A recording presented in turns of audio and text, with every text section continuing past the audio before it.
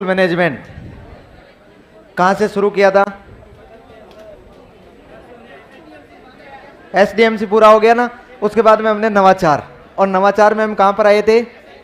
SI QE. बताओ तो SI QE का पूरा नाम? For quality education. इसके बाद में ये जो एसआई क्यूई था कब चला था? कौन सी क्लास से कौन सी क्लास तक के लिए? कौन सी सरकार का? अकेला कार्यक्रम है, एक समन्वित है? कितने कार्यक्रम सम्मिलित है इसमें? बताइए किसके आधार पर था ये? सीसीपी। किसके आधार पर? और इसमें किस प्रकार की शिक्षण विधियां? एबीएल प्रकार की, गतिविधि आधारित अधिगम करवाने वाली। और किस प्रकार का मूल्यांकन? फिर हमने कहा सीसीपी क्या होता है? वह शिक्षा शास्त्र जिसमें बाल केंद्रित शिक्षण विधियों का उल्लेख किया जाता है। फिर उसके बाद में हमने देखा एबीएल क्या होता है? ऐसी शिक्षण विधियां जो गतिविधियों पर आधारित है और बालकों को एक्टिविटी के साथ सिखाती है, इसलिए बालक रुचिकर आनंददायी सीखना मानते हैं, उसको प्रभावी मानते हैं, और ये स्थायी भी होता है वैसा। इस प्रकार से सीखा हुआ ज्ञान यही पढ़ा। फिर इन एबीएल को लागू करने के लिए इसने प्रत्येक स्कूल में कक्षा 1 और 2 के कक्षा कक्ष को क्या बनाया था? एबीएल कक्ष बनाया था, और हमने हेडिंग लगाई थी एबीएल कक्ष। ध्यान रह जाएगा। वेरी गुड, आगे चलो। तो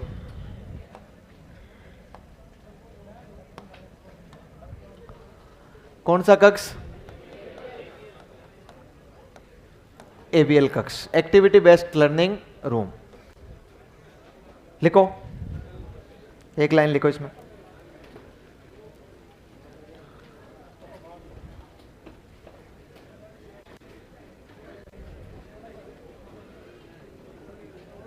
इसमें लिखो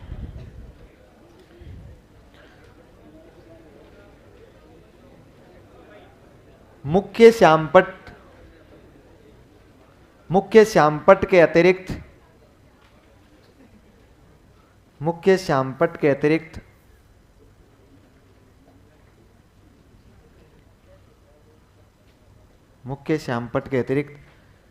तीनों दीवारों पर, मुख्य श्यामपट्ट के अतिरिक्त तीनों दीवारों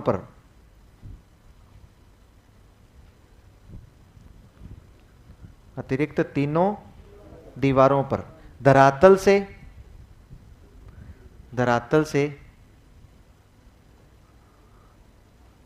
से 3 फीट की ऊंचाई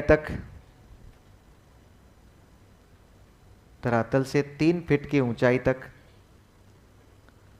ब्लैक बोर्ड पेंट करवाया गया।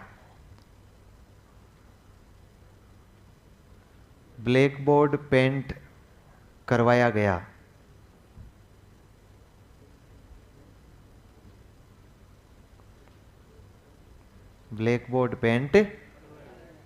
समझ गए? ये समझाया था ना मैंने, ब्लैक बोर्ड पेंट करवाया गया। फिर इसमें दीवारें किसके लिए आरक्षित थी? दाईं ओर हिंदी, बाईं ओर अंग्रेजी, और वो गणित की। लिखो मुख्य श्यामपट्ट के, नेक्स्ट लाइन में लिखो मुख्य श्यामपट्ट के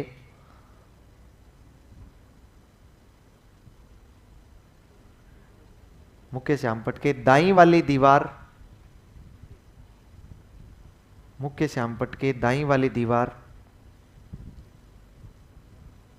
हिंदी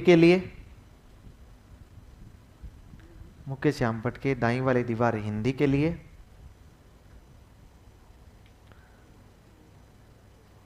कोमा लगा के लिखो बाईं दीवार अंग्रेजी के लिए,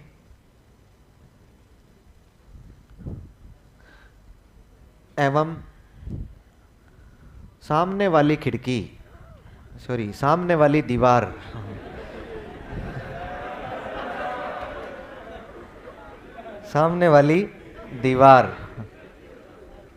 गणित के लिए आरक्षित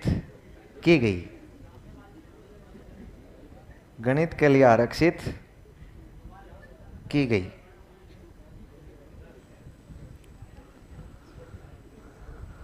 गणित के लिए आरक्षित की गई।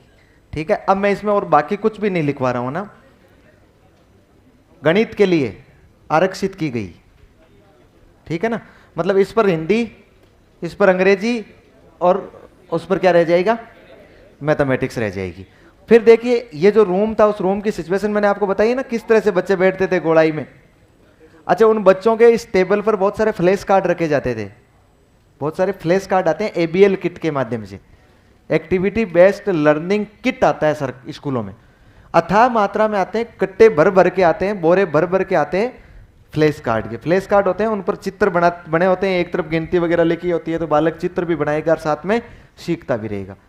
ये जो एक्टिविटी करवाने के लिए और भी बहुत सारा बड़ा किट आता है, हर बार स्कूलों को मिलता है, इतना तो बड़ा कार्टून आता है, उस कार्टून में बहुत सामान होता है। यदि उस एबीएल किट को ठीक ढंग से समझ ले टीचर्स को, उसको कैसे काम में लेना है, बच्चे को कैसे काम में लेना सिखाना है, इसके लिए टीचर्स को ट्रेनिंग भी दी जाती है उसकी।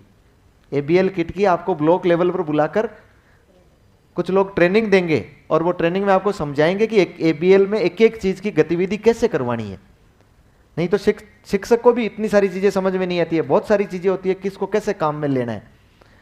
अब हुआ क्या कि देखो, एक सामान्य सी बात होती है कि यदि इस प्रकार के फ्लैश कार्ड या एबीएल किट वगैरह आप स्कूल में पहुंचाओगे तो स्कूल में शिक्षकों के दिमाग में यही रहेगा कि यार ये बच्चों को मैं दूंगा तो ये बच्चे खराब कर देंगे, इसको तोड़ फोड़ देंगे, समस्या हो जाएगी, कल को सरकार मॉनिटरिंग करेगी तो कहेगी कहाँ गया। इसलिए वो लोग बच्चों को ज़्यादा उस पर यूज करने ही नहीं देते हैं, उसको अलमारी में ही रखते हैं, कोई बहुत मुश्किल से कभी कभार थोड़ा थोड़ा थोड़ा थोड़ा देते हैं। पिछले दिनों इसमें काफ़ी सुधार हुआ। पिछले दिनों अपने शिक्षा सचिव थे नवीन जैन साहब, उन्होंने एक आदेश निकाला, उन्होंने कहा कि एक वर्ष में एक बार दिया जाता है एक क्लास के लिए एबीएल किट, जैसे 1 से 2 के लिए एक पूरा आ गया, फिर 3 से 5 के लिए पूरा आ गया। उन्होंने कहा कि यदि जिस किसी के एबीएल किट कोई कट फट जाए वो वर्ष में 2 भी ले सकता है, वर्ष में 3 भी ले सकता है, कोई इश्यू नहीं है। लेकिन मॉनिटरिंग होगी इसकी समय समय पर, और अधिकारियों को निर्देश दिए कि जो एबीएल किट स्कूल में जैसे सुरक्षित मिल जाए, एक तो जैसे कटा फटा मिल जाए, काम लिया हुआ मिल जाए, टूटा फूटा मिल जाए, तो उसको तो देना है पुरस्कार। क्या देना है? पुरस्कार। और जिस स्कूल में एबीएल किट फ्रेश मिल जाए उस स्कूल वाले को देना है नोटिस। तब जाके धीरे धीरे उसको बाहर निकालने लगे। और वर्तमान में वो पूरे एबीएल किट होते हैं ना, वो पूरी सामग्री वो बालकों के बीच में ही बिखरी हुई रहती है। बालक आराम से इसको जिस प्रकार की होते हैं ना उस प्रकार की गतिविधि उसमें करते रहते हैं। दिन भर गतिविधियां चलती है उसमें।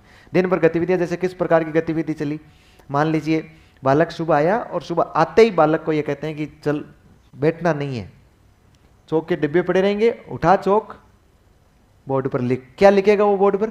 ऊपर पूरा लिखा हुआ पड़ा है मामला, इधर लिखा हुआ पड़ा है, इधर लिखा हुआ पड़ा है, अधूरे कथा चित्र है, डॉट चित्र बनाए गए, उनको पूरा करता रहेगा वो बालक, लिखता रहेगा, मिटाता रहेगा। सब बालक लगे रहेंगे चौक लेके बोर्ड पर लिखते रहेंगे। आप सोचे हम जब पढ़ के आए थे तो क्या हमारे साथ इतनी सुविधाएं थी क्या हम चौक लेके बोर्ड पर कुछ लिख सकते हैं? चौक भी बहुत मुश्किल से थी, कोई टूटे हुए टुकड़े मिल जाते थे कहीं से। यदि जिसको साप्ती चौक मिल जाती थी, साप्ती मतलब पूरी बड़ी, वो मुझे मेरे ख्याल से उसको धरोहर के रूप में सजा कर रखता था कि यार मेरे पास चौक है। और उसका मॉनिटर को पता लग जाता तो वैसे गड़बड़ हो जाता कि स्कूल से चौक ले गया। अब जमाना अलग आ गया है ना, अब पहले जमाना अलग था। अब एक्टिविटी बेस्ड लर्निंग करवाई जाती है, पहले एक्टिविटी बेस्ड लर्निंग नहीं थी अपने जमाने में। अब बालक थोड़ी देर तो खेलेगा, फिर उसको लगेगा कि यार बोर्ड तो बहुत लंबा चौड़ा है, कब तक पूरा बोर्ड कब भरूंगा मैं, इसलिए वो वहां से चौक लेके रवाना होगा। कहां तक आ जाएगा? यहां तक पहुंच जाएगा। बताओ, उसके अनुसार वो अपने मन में पूरी गतिविधि कर चुका है। मतलब बोर्ड पर जो कुछ भी ऊपर लिखा था ना वो सारा वो नीचे लिख चुका है उसके लिए। अब वो बालक आराम से घर जाएगा तो घर उसको मदर कहेगी बेटा होमवर्क कर ले, वो होमवर्क करेगा। बीच में मदर कहेगी मैं देख के आती हूँ, देखे सब्जी बन गई कि नहीं बन गई, चेक करने जाती है। उतने में उस बच्चे को याद आता है कि यार एक्टिविटी बेस्ड लर्निंग, गतिविधि। वो बच्चा पेन लेता है, घर में चौक तो होती नहीं है, इस दीवार से लगता है, अब यहां पर श्यामपट भी नहीं है, इस दीवार तक घूम जाता है। गतिविधि कर रहा है कि नहीं कर रहा है? फिर दूसरी स्टेज में बच्चे, स्कूल में बच्चों को यह कहा जाता है क्रिएटिविटी सीखो, कुछ बनाओ, चित्र बनाओ, कागज के फाड़कर बनाओ, चाहे उसमें कलर करके बनाओ। कैसे ही बच्चे अलग अलग बनाते, जैसे नाव बनाया, जैसे बच्चों ने प्लेन बनाया, प्लेन बनाते थे। और जैसे ही बच्चे ने प्लेन बनाया शिक्षक को वो देगा, शिक्षक सबके सामने कहेगा बहुत अच्छा चित्र बनाया है, तुम बच्चों सब बनाओ इसे देख देख के, उसको लगा देगा डिस्प्ले बोर्ड पे, यहाँ बच्चे देख के उसको प्लेन सब बनाएंगे। एक अपना जमाना याद करो, जब हम अपने जमाने में कागज की प्लेन बनाया करते थे और बाई चांस वो लॉन्च हो जाए तो मॉनिटर सीधा टीचर को कहेगा और टीचर क्या हालत बना देगा अपनी, पीट पीट के ना। वो अलग जमाना था, अपना अलग जमाना है। अब वो बच्चा घर जाएगा, होमवर्क कर रहा होगा, उधर सब्जी तैयार हो रही होगी, उसके याद आएगा कि यार वो क्रिएटिविटी तो की नहीं। वो पेज निकालेगा और क्या बनाएगा, प्लेन बनाएगा। उसकी मदर आएगी, आके 2 थप्पड़ लगाएगी, बोले शर्म नहीं आती, ये सीखता है स्कूल में। वो कहेगा हाँ, जबान लड़ाता है। मतलब जबान कहाँ लड़ा रहा है बच्चा? बच्चा ये तो कह नहीं सकता कि मैं SIQ कार्यक्रम जो राज्य सरकार का है, जो UNO की देन है, उसके तहत मैं एक्टिविटी बेस्ड लर्निंग सीख रहा हूं, वर्तमान में क्वालिटी एजुकेशन सीख रहा हूं, और ना उस मदर को पता है, इसलिए विरोधाभास हो गया। अब घर पे बच्चा 2 बार पिट के आया क्योंकि उसने एक्टिविटी की और क्रिएटिविटी की। स्कूल में आके सुबह सुबह बैठेगा, टीचर के खड़प पट चल एक्टिविटी कर। अब वो 2 बार फिर पिटेगा क्योंकि वो एक्टिविटी कर नहीं रहा है, फिर वो एक्टिविटी करेगा, फिर वो भूल जाएगा। बच्चे को समझ नहीं आ रहा है एक्टिविटी करनी है कि नहीं करनी है। अभी बच्चा बड़ा कंफ्यूज है अपना कि भाई एक्टिविटी करें या नहीं करें। तो ध्यान रखिए, ये एक्टिविटी लर्निंग जो चला है ना, ये अभी चला है, पहले नहीं चला था। समझ जाएंगे? कोई इश्यू? अगला लिखो CC। CC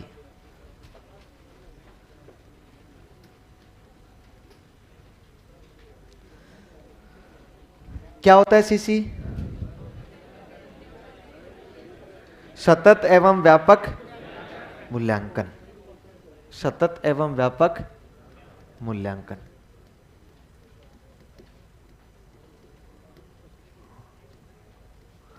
क्या आपके कहीं भी सिलेबस में जुड़ता है क्या CC? इसके अलावा स्कूल मैनेजमेंट के अलावा कहाँ है ये? शिक्षण विधियों में है? तो शायद मेरे ख्याल से मैं CC ये लिख दूं कि इसको आप शिक्षण विधियों में पढ़ लिया है आपने। नहीं, 2 जगह पढ़ने से क्या फायदा हो जाएगा? नहीं, इस और सर टीचिंग मेथड के मामले में तो आप अच्छे और बुरे की बात कर ही नहीं सकते। टीचिंग मेथड तो वो बंदा, टीचिंग मेथड तो वही मुझे सिखाता है ये सतत एवं व्यापक मूल्यांकन क्या होता है। फिर वहां मत पढ़ना, है ना? एक जगह पढ़नी है, 2 जगह नहीं। चलिए मैं थोड़ा सा बता देता हूँ ना, चल पूरा पूरा पूरा, हाँ भाई पूरा बता देता हूँ, थोड़ा सा नहीं पूरा बता देता हूँ। चलिए पहले देखिए मुझे, पहले आप लोग केवल देखेंगे, है ना? मैं जो समझाऊंगा उसकी चर्चा देखेंगे, उसके बाद में लास्ट में लिखेंगे हम लोग। बताओ सतत का तात्पर्य क्या होता है? लगातार का मतलब है कि कंटिन्यू परीक्षाएं लेना, परीक्षा पे परीक्षा लेना, रुकना ही नहीं, चाहे रात हो, चाहे दिन हो, चाहे अमावस हो, चाहे पूर्णिमा हो, लगातार परीक्षा लेना। यह सतत हमने इसलिए अपनाया, इसका मतलब होता है निरंतर ली जाने वाली परीक्षाएं, निरंतर किया जाने वाला आकलन। यह हमने इसलिए अपना रखा है क्योंकि मान लो कोई बच्चा 10वीं या 12वीं क्लास में पढ़ रहा है, बोर्ड की परीक्षा दे रहा होता है और वो बीमार हो गया होता है, वो बच्चा 1 या 2 परीक्षा नहीं दे पाता है। वो बच्चा पढ़ने में बहुत इंटेलिजेंट था, उसके मेरिट के चांसेस थे, अनुशासन में भी बहुत अच्छा था, वो बच्चा परीक्षा नहीं दे पाएगा तो वो बच्चा फेल हो जाएगा। क्या मुझे आप लोग ये बताइए, क्या वो बच्चा फेल होने लायक है? क्या उसमें इतनी योग्यता है क्या वो 10वीं पास नहीं कर सके? नहीं है ना, फेल होने लायक तो नहीं है। इसका मतलब कहा गया कि परीक्षा किसी एक समय पर नहीं ली जानी चाहिए, परीक्षाएं निरंतर होनी चाहिए। परीक्षाएं कैसी होनी चाहिए? निरंतर। जब हम लोग निरंतर परीक्षाएं करेंगे तो निश्चित सी बात है कि यदि बच्चा लास्ट में एग्जाम के टाइम में या बीच में कभी भी 5 दिन 10 दिन ननियाल भी चला गया तो फेल तो नहीं होगा ना, उसके पास इतनी क्वालिटी तो होगी ना, वो बालक फेल तो नहीं होगा। इसलिए हम लोग उसकी निरंतर परीक्षाएं ले रहे हैं। फिर दूसरी बात, व्यापक का तात्पर्य क्या होता है? मतलब बड़ा, मतलब पेपर होना चाहिए 15 पेज का, व्यापक। या फिर उसमें थोड़ी सी चीजें होनी चाहिए टफ, उन्हें IAS वाला पेपर दिया जाना चाहिए। शिक्षा के साथ साथ में सहशैक्षिक गतिविधियां, करिकुलम एक्टिविटीज जो होती है ना, केवल पढ़ाना ही नहीं, केवल ज्ञान ही नहीं, को करिकुलम एक्टिविटीज का भी आकलन होना चाहिए बच्चे का। करिकुलम एक्टिविटीज का आकलन तो सिर्फ होता है जितना मूल्यांकन में मापन काम करता है। मतलब कोई एक छोटा सा पार्ट है जो ज्ञान का आकलन करता है, बाकी सारे पार्ट को करिकुलम एक्टिविटीज के होते हैं। बच्चा उन दूसरे बच्चों के साथ में किस प्रकार से व्यवहार कर रहा है, बच्चा फ्लैश कार्ड से एक्टिविटी कर रहा है कि नहीं कर रहा है, बच्चा वहां पर डॉट चित्र बना रहा है कि नहीं बना रहा है, बच्चा दूसरे बच्चों के साथ संवाद कर रहा है कि नहीं कर रहा है, शिक्षक के साथ संवाद कर रहा है, टेबल के नीचे से कितनी बार निकला है, ऊपर से कितनी बार निकला है, सोया कितनी बार है, उठा कितनी बार है, दौड़ा कितनी बार, खेलता कैसे है बच्चा। एक से लेकर छोटी छोटी चीजों का आकलन किया जाता है, न केवल ज्ञान का। उन सभी आकलन को संपूर्ण रूप से हम लोग बोलते हैं व्यापक आकलन। क्या बोल रहे होते हैं? व्यापक आकलन। तो हम लोग सतत का मतलब तो क्या होता है? निरंतर ली जाने वाली परीक्षाओं से या आकलन से होता है। और व्यापक का मतलब हम लोग करिकुलम के साथ साथ में को करिकुलम एक्टिविटीज भी क्या करते हैं, इसमें ऐड करते हैं हम लोग। ध्यान रह जाएगा। ये हो गया सतत एवं व्यापक आकलन। कब चलाया? Very good. हमने इसको चलाया है सीसी को राजस्थान में 2010-11 में। 2010-11 में जयपुर और अलवर की कुल 60 स्कूलों से हमने पायलट प्रोजेक्ट के रूप में चलाया है इसे। पायलट प्रोजेक्ट समझते हैं ना आप लोग?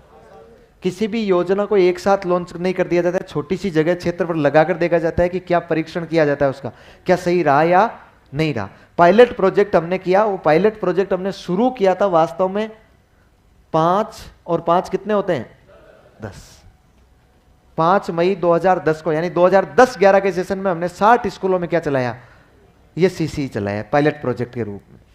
फिर ये जब सफल होता गया तो हमने 2015-16 में इसे संपूर्ण राजस्थान में लागू कर दिया। बात समझ रहे हैं? सीसी केंद्र सरकार ने भी लागू कर रखा है, मतलब सीबीएसई बोर्ड ने भी लागू कर रखा है। सीसी किसने लागू कर रखा है? केंद्र सरकार ने। मैं कतई आपको आपके यहां केंद्र सरकार की चर्चा नहीं कर रहा हूं, केवल किसकी कर रहा हूं? राज्य सरकार की। उनका सीसी अलग है, अपना सीसी अलग है। केंद्र सरकार ने जो सीसी लागू कर रखा है वो 9-10 के लिए भी है। केंद्र सरकार ने जो सीसी लागू कर रहा है वो कुछ किसके लिए? 9-10। हमने जो सीसी लागू कर रखा है वो केवल पहली से लेकर 5वीं तक है। अच्छा, मुझे आप लोग एक बात बताएंगे, SIQE कार्यक्रम कब आया? 2015-16 में। सीसी कब आया? 2010-11। अब आप खुद भी तो सोच के देखिए, 2015-16 में SIQE आ रहा है और SIQE का एक भाग है छोटा सा, वो कब आ रहा है? 2010-11 में आ रहा है। मतलब पहले ही आ गया था, कार्यक्रम से पहले ही। क्या कारण है ऐसा? ऐसा होता है कि नहीं होता है कि देखो, जब अपना पड़ोसी कोई रूस जाता है ना हमसे, रूसना जानते हैं ना आप लोग?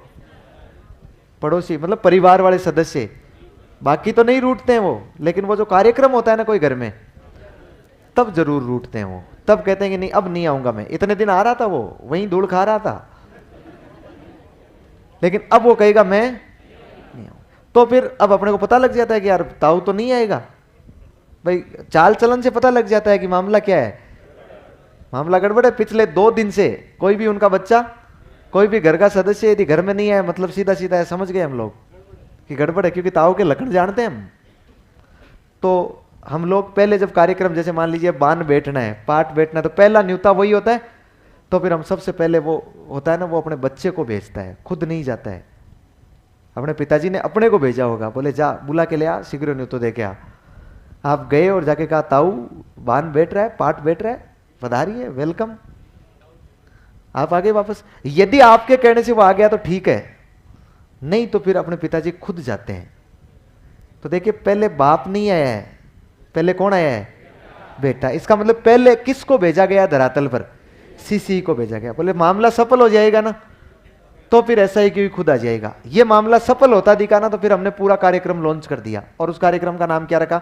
SIQE। बात समझ रहे हैं? यदि मैं इसको कहूं, एक जो सवाल पूछा गया है इसमें, मैं कहूं, एक लाइन पूछी गई थी कि SIQE सीसी का प्रतिफल है, और दूसरी लाइन थी CCSIQE का प्रतिफल है। क्या सही होगा? प्रतिफल मतलब परिणाम होता है। बताओ ये SIQE इस CCE का परिणाम है कि नहीं है? ये पहले आ गया था कि नहीं आ गया था? अब देखिए, ये SIQE CCE का प्रतिफल हो गया। एक बात तो ये है क्या वास्तव में, मूल अर्थ में क्या है? जब ये CCE कार्यक्रम चला था ना, तब ज्यादा किसी लोगों को पता नहीं था भाई। अब तो हमारे आम हो गया है, क्योंकि 2010 में चल गया था, RT एक्ट में आया था पहली बार। जब ये चलने वाला था, जिसकी बातें चल रही थी कि CCE क्या है, तब इसके बारे में कितना गजब का सवाल पूछा गया कि CCE एक है। अब किसी को पता ही नहीं CCE क्या है, कुछ सुना ही नहीं होगा किसी ने। भाई शिक्षा विभाग वालों ने तो फिर भी थोड़ा बहुत सुना होगा, बाकी ने तो नहीं सुना होगा। तो जीके में सवाल पूछा कि CCE एक है, क्योंकि नया कार्यक्रम आया था, नई बातें आई थी RT में। फिर ऑप्शन ए में दिया राजस्थान में पाई जाने वाली एक घास की प्रजाति, फिर दिया राजस्थान में पाए जाने वाले चावल की एक प्रजाति, फिर दिया एक स्कूल आधारित मूल्यांकन पद्धति। अब हमें अब तो पता है कि ये स्कूल आधारित मूल्यांकन पद्धति है, लेकिन यदि नाम ही नहीं सुना हो, हमने पटवारी की तैयारी कर रहे हैं, तो पटवारी वालों को जाकर पूछो CCE क्या है, वो तो कहेंगे CCE क्या है। उनके भरोसे तो वो CCE कुछ भी हो सकता है। ये क्या है? स्कूल आधारित मूल्यांकन पद्धति है ना। अब मुझे एक बात बताओ, ये पद्धति ऐसी एक नहीं है जिसमें बच्चे को पता ही नहीं होता है कि तेरा मूल्यांकन हो रहा है क्या, और उसका मूल्यांकन हो जाता है ना। क्या इससे बच्चे को डर लगता है क्या? इसका मतलब ये भयमुक्त परीक्षण है कि नहीं है? बिल्कुल फियरलेस है कि नहीं है? ये भयमुक्त परीक्षण है। फिर एक बात और बताओ, ये दोहरी मूल्यांकन पद्धति है। कैसी पद्धति है? दोहरी मूल्यांकन पद्धति है। दोहरी का मतलब एक बार मूल्यांकन करो, फिर दोबारा उसी पेपर को और ले। टीचर का भी मूल्यांकन। दोहरी मूल्यांकन का मतलब यह है कि इसका मूल जो मोटो है ना, मूल उद्देश्य वो है कि पहले बच्चों में आकलन करके, मूल्यांकन से ही तो पता करोगे ना बच्चों में कमी क्या है। आप जब मूल्यांकन कर रहे हो तो पता लगेगा ना कि बच्चों में कमी क्या है। किसी भी कमी का पता लगाना, कारण का पता लगाना कहलाता है निदान। क्या कहलाता है? सुना है क्या आपने? हम लोगों ने यह सुना होगा कभी, निदानात्मक परीक्षण। निदानात्मक परीक्षण का मतलब, मैं अपनी भाषा में बता रहा हूं, इसका मतलब होता है कारण का पता लगाना। जब आपको कारण का पता लग गया कि बालक में यह कमी रह रही है, फिर उस कमी को आपको दुरुस्त करना है। अब जब दुरुस्त करोगे तो उसको कहेंगे उपचार। इसका मतलब कौन सा परीक्षण हो गया? उपचारात्मक परीक्षण। कैसा परीक्षण हो गया? उपचारात्मक। मुझे एक बात बताओ, ये दोहरी हुई कि नहीं हुई? ये निदानात्मक भी है और साथ में क्या है? उपचारात्मक। मतलब ये बालकों में कमी का पता लगाकर, समस्या का पता लगाकर उसे सुधार करता है। उसे क्या करता है? सुधार करता है। यहां तक की बात क्लियर? कोई डाउट है यहां तक? इसमें बच्चे की प्रोग्रेस की जो तुलना की जाती है ना, वो प्रोग्रेस की तुलना की जाती है उसकी पिछली प्रगति से। किससे की जाती है? पिछली प्रगति से। और पिछली प्रगति हम लोग किस में देखेंगे? उसके पोर्टफोलियो में देखेंगे। कहां देखेंगे? उसकी जो फाइल बनी होगी ना, उस फाइल में हम लोग देखेंगे कि इसने पिछली प्रगति कैसी की है। दूसरे की प्रगति से तुलना नहीं करेंगे। आप लोगों को मैं इसलिए बता रहा हूं क्योंकि CCE के साथ आपको जीवन जीना है। ये ऐसा ही क्योंकि कार्यक्रम लंबा चलने वाला है। आप लोग स्कूल में जाओगे तो कक्षा 1 से 5 तक इस CCE के तहत ही पढ़ाओगे, इसके तहत ही आकलन करोगे। पूरा कार्यक्रम इसी के तहत आना है आपको, पूरा कंप्लीटली कार्यक्रम। मैं कह रहा हूं कि आपको बच्चे की जाके वहां तुलना ये नहीं करनी है। बच्चे को ये नहीं कहना है कि ये भी तेरे जितना ही खाना खाता है, ये भी तेरे जितना ही सोता है, ये भी तेरे जितना ही पानी पीता है, ये भी तेरे जितना ही पढ़ता है। ये कोई ज्यादा पढ़ रहा है क्या? स्कूल में मैं इसको बराबर पढ़ा रहा हूं, इसको कोई मैं अलग पढ़ा रहा हूं क्या? ये सब कुछ याद कर रहा है, तेरे दिमाग में गोबर भरा हुआ है क्या? कहते हैं ना बच्चों को, नहीं कहना है। CCE कह रही है कि उस बच्चे की तुलना किससे नहीं करनी है? दूसरे बच्चे की प्रोग्रेस से नहीं करनी है, उसकी खुद की पिछली प्रोग्रेस से कर लेनी है। और पिछली प्रोग्रेस का मतलब बच्चे ने कल क्या सीख रखा था, परसों क्या सीखा था और कल क्या सीखा, मतलब सुधार हुआ कि नहीं हुआ, आज उसने क्या सीखा है, क्या उसमें सुधार है या नहीं। और आप बताओ, इसकी एक पोर्टफोलियो तैयार होगी। पोर्टफोलियो तैयार होगी तो उस पोर्टफोलियो में हमेशा रोजाना जो बच्चा कुछ सीखेगा ना, वो कहां लगाया जाएगा? पोर्टफोलियो में। हमेशा की बात बता रहा हूं मैं। एक क्लास में 30 बच्चे हैं आपके पास में, 30 बच्चों की 30 पोर्टफोलियो है। रोजाना प्रत्येक ही पोर्टफोलियो में कुछ ना कुछ इंगित करना है कि बच्चा ये सीखा है। बात समझ पा रहे हैं ना? रोजाना यदि बच्चा सीख रहा है तो वो 1 साल में कितना सीख जाएगा?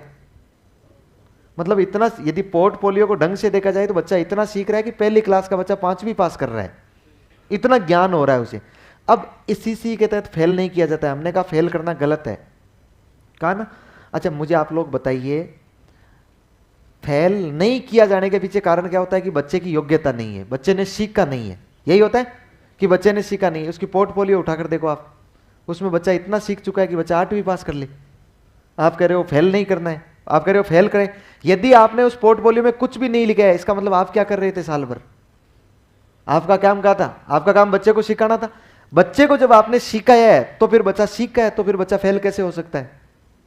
दोनों विरोधाभास हो गए कि नहीं हो गए? इसलिए इसमें फेल किया नहीं जाता है, बच्चा फेल होता ही नहीं है। क्योंकि रोजाना कुछ ना कुछ बच्चा सीखेगा और उसका रिकॉर्ड रहेगा, तो इसका मतलब है कि बच्चा 1 साल में इतना सीख जाएगा कि अपनी कक्षा को वो आराम से पास कर लेगा। तो ध्यान रहेगा, पोर्टफोलियो के आधार पर हम लोग पिछली प्रगति से क्या कर सकते हैं? उसकी तुलना कर सकते हैं। आज अपने समाज में जो ज्यादा गड़बड़ हो रही है ना, आपने देखे ना, कोटा में बहुत सारे लोग पंखे से लटक रहे हैं, वो यही वजह है। हम लोग उसकी तुलना उसकी पिछली प्रगति से नहीं करके किससे करते हैं?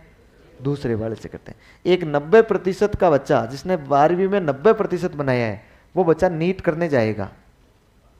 नीट करने जाएगा। अब वो नीट करने तब तक उसकी नीट सफल नहीं होगी जब तक कि उसकी मदर पूरे मोहल्ले में ये खबर नहीं बांटते कि मेरा बच्चा नीट करने जा रहा है।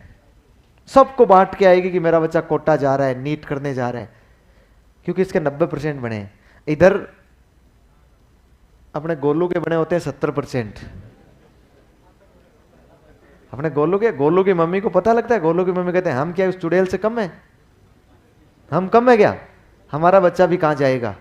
नीट करने जाएगा। चाहे हमारे पास पैसे नहीं है, भले ही हम उधार लेके आए, चाहे अपनी जमीन बेचें, हम लोग चाहे ब्याज पर लेके आए, कैसे ही करें, हमारा बेटा कहां जाएगा? नीट। दोनों चले गए।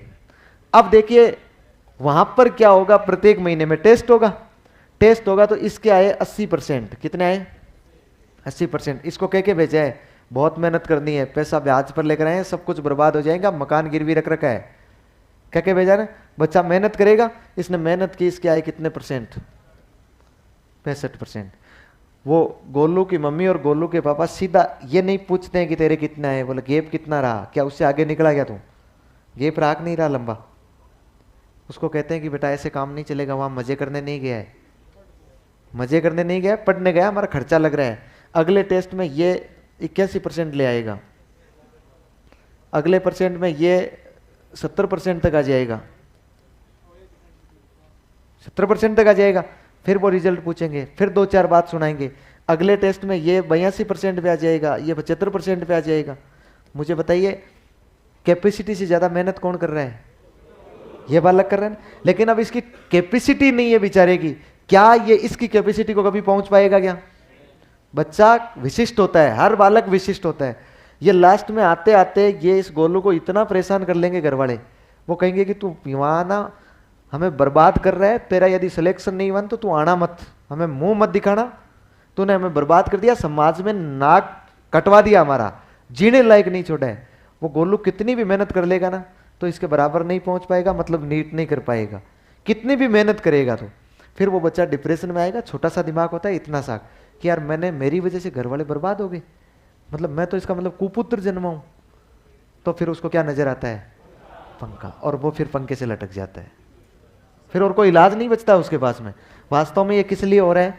ये उसकी तुलना किससे नहीं कर रहे हैं हम लोग?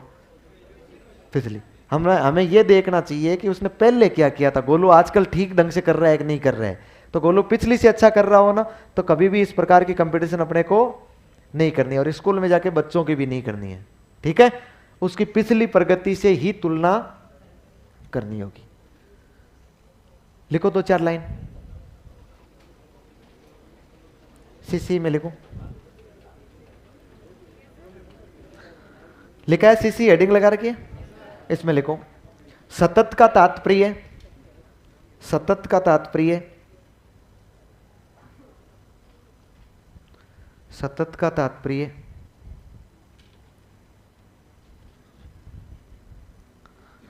निरंतर ली जाने वाले, निरंतर किए जाने वाले, सतत का तात्पर्य निरंतर किए जाने वाले आकलन से है, निरंतर किए जाने वाले आकलन से है,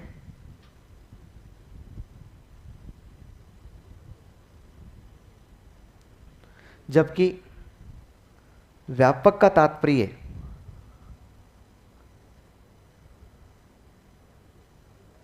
जबकि व्यापक का तात्पर्य बालक के सभी पक्षों, बालक के सभी पक्षों, कोष्टक में लिखो शैक्षिक एवं सह शैक्षिक,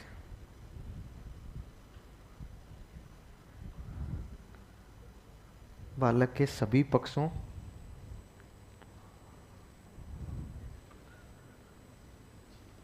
का आकलन करने से है,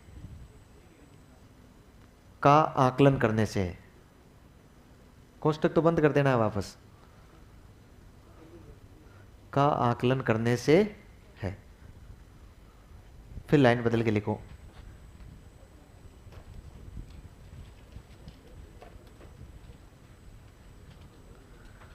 लिखो राजस्थान में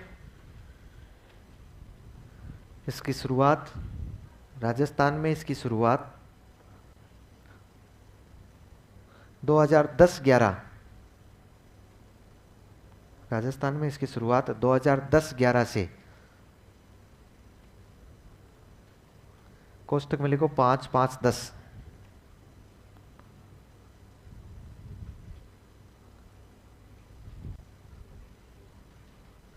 2010-11 से जयपुर एवं अलवर जिले के, जयपुर एवं अलवर जिले के, जयपुर एवं अलवर जिले के 60 स्कूलों से, 60 59+1 60 स्कूलों से पायलट प्रोजेक्ट के रूप में किया गया। सारी चीजें लिखी हुई है यहाँ बोर्ड पर, जो मैं बोल रहा हूँ 60 स्कूलों से पायलट प्रोजेक्ट के रूप में किया गया।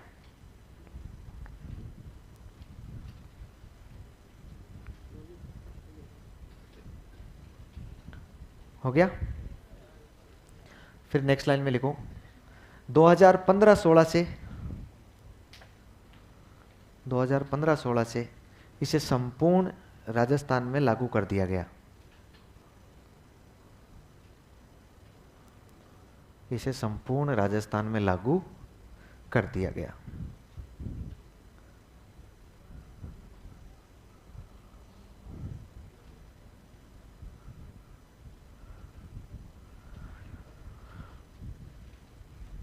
फिर नेक्स्ट लिखो ये एक स्कूल आधारित मूल्यांकन प्रणाली है,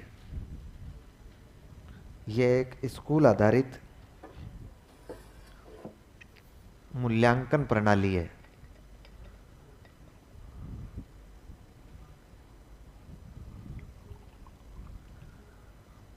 ये एक स्कूल आधारित मूल्यांकन प्रणाली है।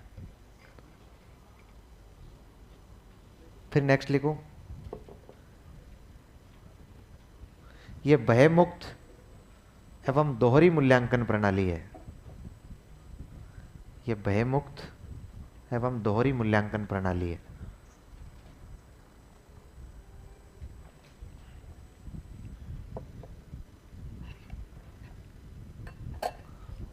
भयमुक्त एवं दोहरी मूल्यांकन प्रणाली है। नेक्स्ट लिखो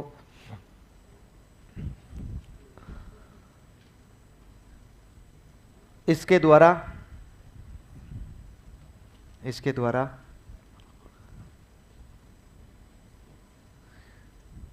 बालकों की कमियों का आकलन कर,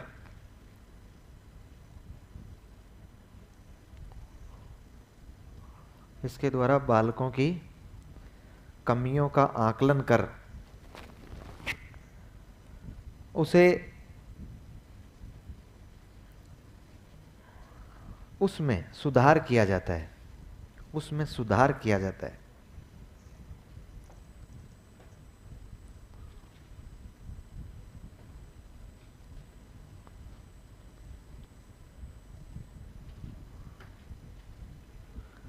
नेक्स्ट लाइन में लिखो, अर्थात ये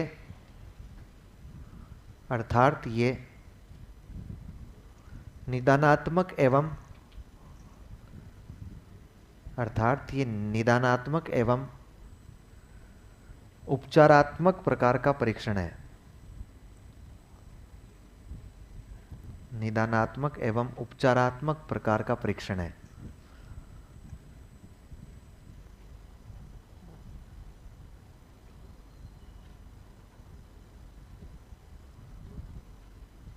फिर लिखो, इसमें बालक की तुलना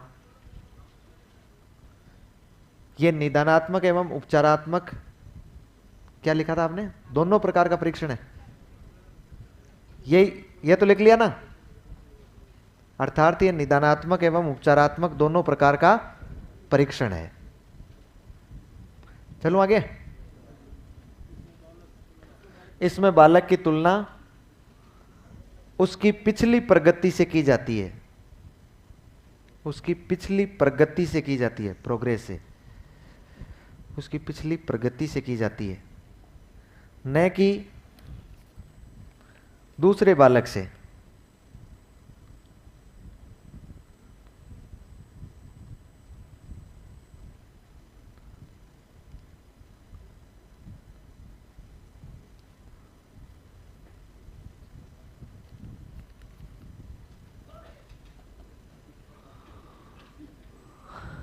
नहीं तो अब हम चल रहे हैं ना, चलते हुए छींक आ जाए तो कोई फर्क नहीं पड़ता है, वो तो शुरू करें छींक आ जाए ना तो फिर थोड़ी देर बातें करनी पड़ती है रुक के। चलो आगे चलो, लिखो SIQE, इसी में अगली लाइन लिखनी है ना, SIQE को CCE का प्रतिफल माना जाता है। SIQE को CCE का प्रतिफल माना जाता है।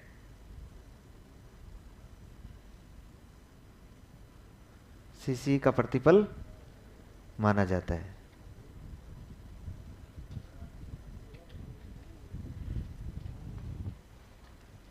हो गया यहां तक? अच्छा, अब और देखना है एक दो चीजें। अच्छा, आपको पता हो तो राजस्थान में है ना, हम लोग CCE 3 टर्म में चला रहे हैं। कितने टर्म में? 3 टर्म में। कौन सा टर्म? फर्स्ट, सेकंड और कौन सा है? थर्ड। देख लें एक बार, देख लें, समझ ले छोरो, समझ लो, नहीं फिर बाद में पता ही नहीं लगेगा क्या टर्म कब निकल गया। पहले टर्म में हम लोग 45% सिलेबस पूरा करवाते हैं, दूसरे में 40 और तीसरे में शेष बचा हुआ 15% सिलेबस। अब ये टर्म क्या होता है तो आपकी जानकारी के लिए बताऊंगा ना। केंद्र में जो CCE चलता है ना, उसमें केंद्र ने केवल 2 टर्म में विभाजित कर रखा है, मतलब एक वर्ष को 2 भागों में बांट रखा है, और प्रत्येक टर्म में केंद्र 2 करवाती है फॉर्मेटिव असेसमेंट और 1 करवाती है सबमेटिव असेसमेंट। 2 तो क्या करवा देती है? फॉर्मेटिव, और 1 क्या करवा देती है? Summative assessment. ठीक है, तो कुल मिला के केंद्र में ये हो जाते हैं 4 फॉर्मेटिव असेसमेंट और 2 क्या हो जाते हैं? Summative assessment. राजस्थान में इस प्रकार का कोई नियम नहीं है। जब राजस्थान में ये CCE 2015-16 में पूर्ण राजस्थान में लागू की गई, तब इसको शिविरा में लिखा गया कि हम राजस्थान को 4 टर्म में बांट कर पढ़ेंगे। कितने टर्म में? 4। बाद में 2019-20 के शिविरा में बदलाव कर दिया गया, और बदलाव करके ये कहा गया कि हम लोग अब राजस्थान में CCE कितने टर्म में चलाएंगे? 3 टर्म में चलाएंगे। प्रत्येक टर्म के अंत में एक ऐसे होगा, मतलब सबमेटिव असेसमेंट होगा। FA कितने होंगे ये राजस्थान में कोई फिक्स नहीं है, लेकिन S से कितने होंगे ये फिक्स है कि कितने होंगे? 3 होंगे। SA1, SA2, SA3। अच्छा, आप में एक हाथ खड़ा करें, किस किस को घर वालों ने भेजा है कि जाके पढ़ के आ जा कोचिंग? उन्होंने कहा नहीं मैं नहीं जाऊंगा पढ़ने के लिए, घर वालों ने कहा नहीं जाना पड़ेगा तुम्हें पढ़ने के लिए, पढ़ना पड़ेगा। उन्होंने कहा नहीं मैं कैसे ही नहीं जाऊंगा, मैं जाऊंगा तो मुझे वहां नींद ही नींद आएगी। घर वालों ने कहा चाहे नींद आए भले तू एक बार चला जाए यहां से। ऐसे कितने लोग हैं? केवल 2 ही लोग? अरे है 5-7 लोग हैं ना। Very good. लेकिन जिन जिन ने हाथ खड़ा किया उनको तो नींद नहीं आ रही है, हैं? घर से निकाला हुआ है? नहीं तो आपको क्या लगता है आपको घर वाले कब तक रखेंगे? अब की बार नौकरी मत लगो देंगे, क्या हालत कर देंगे घर वाले। निकालेंगे, पीट पीट के निकालेंगे, बोले इतना बड़ा हो गया और कहीं नहीं जा रहा, कम से कम नरेगा में ही जा, है ना। फिर वो पावड़ा यहाँ ले हुए, सुबह सुबह 7 बजे जाओ।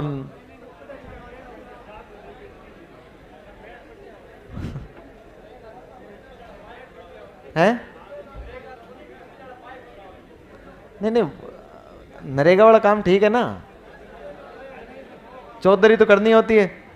और अब तो भजनलाल सरकार ने टाइम ही कम कर दिया, बस 10:30 बजे छुट्टी कर दी। अब सुबह जाओ और 10:30 बजे तक अपना काम करो और वापस आ जाओ। हाँ वो आया था ना पीछे, वो पीछे आया था, बोले 1 बजे तक काम कर रहे हैं कि नहीं कर रहे हैं, तो फोटो अपलोड करनी है। फिर सर्दी वाली फोटो पड़ी थी मोबाइल में, वो फोटो अपलोड कर दी। सर्दी में महिलाएं गई हुई थी नरेगा, फोटो अपलोड की, तो सर्दी में तो वो कोट एंड सब पहन के रखेगी, वो सब पहन के उन्होंने फोटो खिंचवाई, वो सर्दी में अपलोड कर दी। कल परसों फिर वापस जून में इस 50 डिग्री टेम्परेचर में फिर एक नरेगा वाले मेट ने क्या किया, अपलोड कर दी वो फोटो वापस, बोले सब आई आज। सरकार ने कहा क्या बात है, आपके गर्मी नहीं पड़ रही है क्या? हो जाता है ना ऐसा, ध्यान नहीं दिया उन्होंने इसलिए। खैर अब वापस इधर अपने सीसी पर आना है ना। मैं कह रहा था कि केंद्र में सीसी कितने टर्म में पढ़ाया जाता है? 2 टर्म में। राजस्थान ने कितने टर्म में कर रखा है? राजस्थान ने ये फिक्स कर रखा है कि प्रत्येक टर्म के अंत में एक क्या होगा, एक असेसमेंट। वो कौन सा होगा? Summative assessment. ध्यान रहेगा। अब आप कहोगे सबमेटिव असेसमेंट और फॉर्मेटिव असेसमेंट क्या होता है, तो ये तो आप विस्तृत तो वहां पढ़ ही लोगे सब कुछ, ये पढ़ लिया। योगात्मक तो पढ़ लिया ना, रचनात्मक कोई नहीं। फिर भी मैं तो अपने हल्के से अपना काम करके निकल जाऊंगा। मुझे तो इतना बताओ कि फॉर्मेटिव असेसमेंट जो होता है ना, इसको हिंदी में क्या बोलते हैं हम लोग? रचनात्मक, यही बोलते हैं। और इंग्लिश में क्या बोलेंगे? Formative assessment. ठीक है। अच्छा फिर दूसरा बताओ, देखे एक कौन सा होता है? योगात्मक आकलन। अच्छा योगात्मक आकलन को हम लोग इंग्लिश में क्या बोलते हैं? सबमेटिव असेसमेंट, है ना। Summative assessment. अच्छा क्या होता है रचनात्मक आकलन? ऐसे नहीं समझो तो ऐसे बता दो मुझे। तो 70 के बीच में जो होता है। अच्छा मान लीजिए अर्धवार्षिक परीक्षा है, वो सबमेटिव असेसमेंट में आएगी कि फॉर्मेटिव में आएगी? सबमेटिव। पहला टेस्ट है फॉर्मेटिव असेसमेंट, और वार्षिक परीक्षा सबमेटिव असेसमेंट, है ना। देखिए इस रचनात्मक आकलन को बोलते हैं, रचनात्मक आकलन को क्या बोलते हैं? नहीं नहीं, ये होता है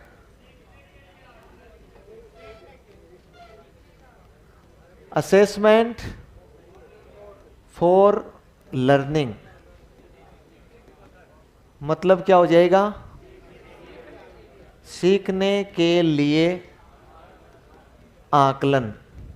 और ये क्या बन जाएगा? असेसमेंट।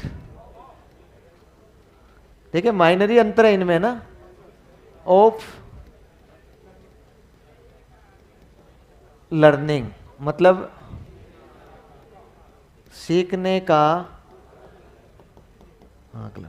देखिए यहां पर हमारे 2 ही काम आ रहे हैं, इसलिए मैं 2 ही की चर्चा कर रहा हूं और फालतू की चर्चा करनी नहीं है। कई प्रकार का होता है, असेसमेंट एज लर्निंग भी होता है ना। तो ये कई प्रकार का, ये जब आप लोग स्कूल में आ जाएंगे ना, स्कूल में आने के बाद आपको एक ट्रेनिंग दी जाएगी SBA की, स्कूल बेस्ड असेसमेंट।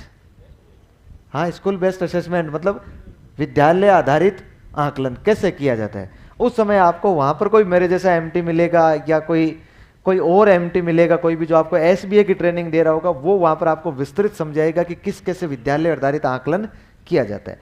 अपने यहाँ पर इतना ध्यान रखना, सीखने के लिए आकलन जो होगा ना वो असेसमेंट फॉर लर्निंग होगा, और सीखने का जो आकलन होगा ना वो क्या होगा। इन दोनों में अंतर जैसे ये हो गया, वो फिक्स, इसका उदाहरण बहुत गजब का होता है। जैसे आप लोग यहाँ पर रूम वूम लेके रह रहे हैं, मान लीजिए हम 2-4 लोग आपके यहाँ पर आ गए, हमने कहा नज़दीक से निकल रहे हैं, 5वीं रोड़ी तो है, तो हम चाय पीते हुए चलते हैं।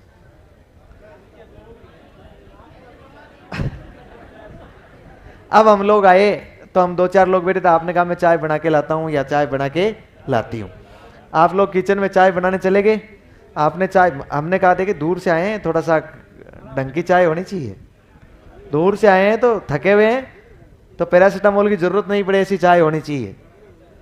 तो आपने चाय बनाना शुरू किया, फिर चाय में वो सारा आइटम डाल के फिर उसको घोट रहे हैं आप लोग, है ना, उसको घोटने में लगे। फिर घोटने के बाद आपने सोचा कि यार टेस्ट तो करूं, देखे कैसी बनी है।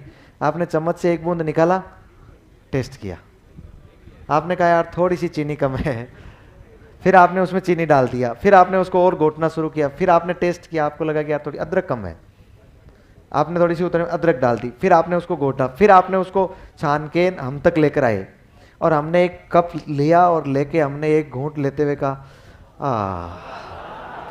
क्या चाय बनाई है। अब देखिए मजा अब आएगा ना चाय पीने के बाद। देखिएगा, मैं ये कह रहा हूं कि जो पहले आपने 2 बार आकलन किया था ना कि चाय कैसी बनी है, वो आकलन था formative assessment, assessment for learning, सीखने के लिए आकलन। क्योंकि उसको आप इसलिए आकलन कर रहे थे कि बालकों को कैसे सिखाया जा सकता है, इसमें कैसे सुधार किया जा सकता है। और दूसरा वाला जो हमने जो आकलन करके कहा ना कि चाय अच्छी बनी है, वो है आपका समेटिव असेसमेंट, मतलब क्या सीखा है, उस सीखने का आकलन। बात समझ पा रहे हैं? सीधा सीधा ध्यान रखना, ऐसी कोई भी परीक्षा या कोई भी टेस्ट जिसके अंक उसके बालक के अंतिम परिणाम में जोड़े जाए, वह समेटिव असेसमेंट होता है। कोई भी परीक्षा या टेस्ट जिसके अंक अंतिम परिणाम में जोड़े जाए, कौन सा होता है? Summative assessment. और ऐसी कोई भी परीक्षा जिसको हम इसलिए कर रहे हैं कि हम पता लगाएं कि बालकों में क्या कमी है और उसको सुधार करें, वो कौन सा होता है? फॉर्मेटिव असेसमेंट होता है। अब मुझे बताओ, अर्धवार्षिक परीक्षा किस में आएगी? समेटिव में आएगी। पहला टेस्ट किस में आएगा? फॉर्मेटिव। फॉर्मेटिव। पहले टेस्ट में आपने पहला टेस्ट दिया, 10 में से 1 नंबर आया। अब क्या बालक उसमें बदलाव कर पाएगा? उसमें अदरक की कमी है तो पूरी कर पाएगा, चीनी की कमी है तो पूरी कर पाएगा, उसके अंक अंतिम परिणाम में जोड़े जाएंगे कि नहीं जोड़े जाएंगे? किस में आ जाएगा? समेटिव में। वह टेस्ट जो कक्षा टेस्ट होता है, हमने क्लास में बच्चों को टेस्ट ले लिया और हमने क्या कमी रही है उसको वहीं पर सुना दिया और उस कमी को सुधार दिया हमने। वो सुधार करने के लिए जो हम लोग आकलन कर रहे हैं ना, वो कौन सा होगा? फॉर्मेटिव। हमने भारतीय शिक्षा पद्धति में सर्वाधिक बल दे रखा है समेटिव असेसमेंट पर। किस पर दे रखा है? यदि आपको क्वालिटी एजुकेशन देना है तो समेटिव असेसमेंट पर बल नहीं देकर किस पर देना पड़ेगा? फॉर्मेटिव। मुझे बताइए, जब फॉर्मेटिव असेसमेंट हम बालक का कर लें समय समय पर, तो उसे समेटिव असेसमेंट करने की जरूरत थोड़ी है हमें। हम लोगों ने क्या, बालक ने क्या सुधार करना है, क्या सीखना है, उसका आकलन कर लिया, वो चीज सिखा दी, फिर आकलन कर लिया, फिर सिखा दिया, फिर आकलन कर लिया, फिर सिखा दिया। अब आपको समेटिव आकलन करने की जरूरत थोड़ी है, कोई आवश्यकता नहीं है। नई शिक्षा नीति कह रही है कि समेटिव आकलन को समाप्त किया जाना चाहिए। किसको लागू कर दिया जाना चाहिए? Formative assessment. आपने नई शिक्षा नीति में सुना होगा कि ये ओपन बुक एग्जाम बताया ना। अच्छा, नई शिक्षा नीति में आपने सुना होगा बोर्ड की परीक्षाएं वगैरह समाप्त की जा रही है, बच्चे के सामने परीक्षा होनी ही नहीं चाहिए। वो कौन सा समाप्त कर रहे हैं वो लोग? वो समेटिव समाप्त कर रहे हैं। उसकी जगह वो लोग क्या लागू कर रहे हैं? फॉर्मेटिव। कि बच्चे को परिणाम मत बताओ ना, ये मत बताओ ना कि तेरा अंक ये इतने नंबर आए। बच्चे का टेस्ट ले, आपको पता लग गया ये बच्चा इस पार्ट में कमजोर है, उस पार्ट पर आप विशेष फोकस कर दीजिए, बच्चा अपने आप सीख जाएगा। जब बच्चा सीख जाएगा तो सीखे हुई चीज को बाहर लाना जरूरी थोड़ी है। देखो, अधिगम और निष्पादन में अंतर होता है। मैं आपको अधिगम बताऊंगा जब बताऊंगा अधिगम और निष्पादन। लर्निंग और परफॉर्मेंस में अंतर होता है। किसी बच्चे को आपने कहा कि आप तो कविता याद कर ले, उस बच्चे ने कविता याद कर ली, अधिगम हो गया उसको। उस बच्चे ने कविता याद करके फिर आपने कहा कि इधर आ सामने आके सुना, वो बच्चा क्या करना, हाँ मुझे शर्म आती है, नहीं सुनाऊंगा मैं। क्या आप ये कह सकते हैं कि उस बच्चे को अधिगम नहीं हुआ? ये कह सकते हैं कि वो बच्चा परफॉर्मेंस नहीं दे पा रहा है उसकी, इसका मतलब ये नहीं कि उसको अधिगम नहीं हुआ। यदि जिस बच्चे का सबमेटिव असेसमेंट नहीं हुआ, इसका मतलब आप ये कहेंगे कि इस बच्चे ने सीखा नहीं है? कतई नहीं कह सकते। सीखा किससे? उसने फॉर्मेटिव असेसमेंट के कारण सीखा, आपने उसको सिखाया है। यूरोपीय शिक्षण पद्धति में फॉर्मेटिव असेसमेंट चलता है केवल, कोई परीक्षा कुछ नहीं होती है, केवल बच्चे का आकलन कर दो और उसे सुधार दो, उसे सिखाते जाओ, उसकी परीक्षा लेने की जरूरत नहीं है। तो हम लोग कौन सी परीक्षा समाप्त कर रहे हैं? सबमेटिव असेसमेंट समाप्त किए जा रहे हैं। खैर अभी तो अपने लिखो, जब समाप्त करेंगे तब देख लेंगे।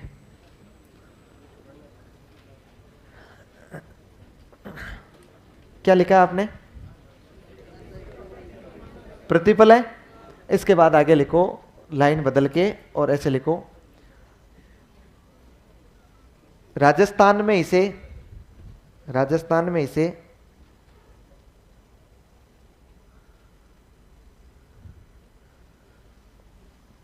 3 टर्म में संचालित किया जाता है। राजस्थान में इसे 3 टर्म में संचालित किया जाता है।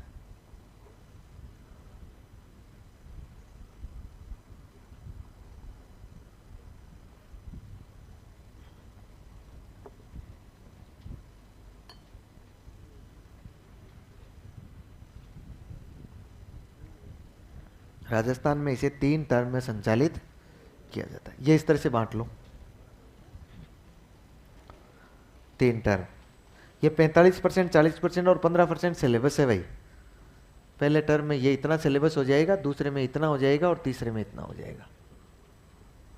और वर्ष के अंत में हम लोग क्या ले लेंगे, सॉरी टर्म के अंत में एक एक ऐसे हो जाएगा।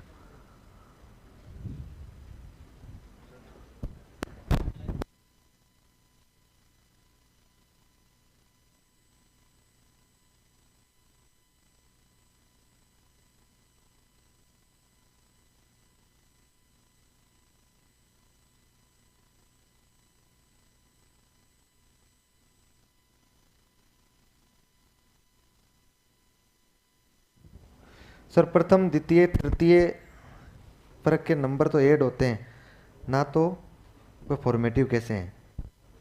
तो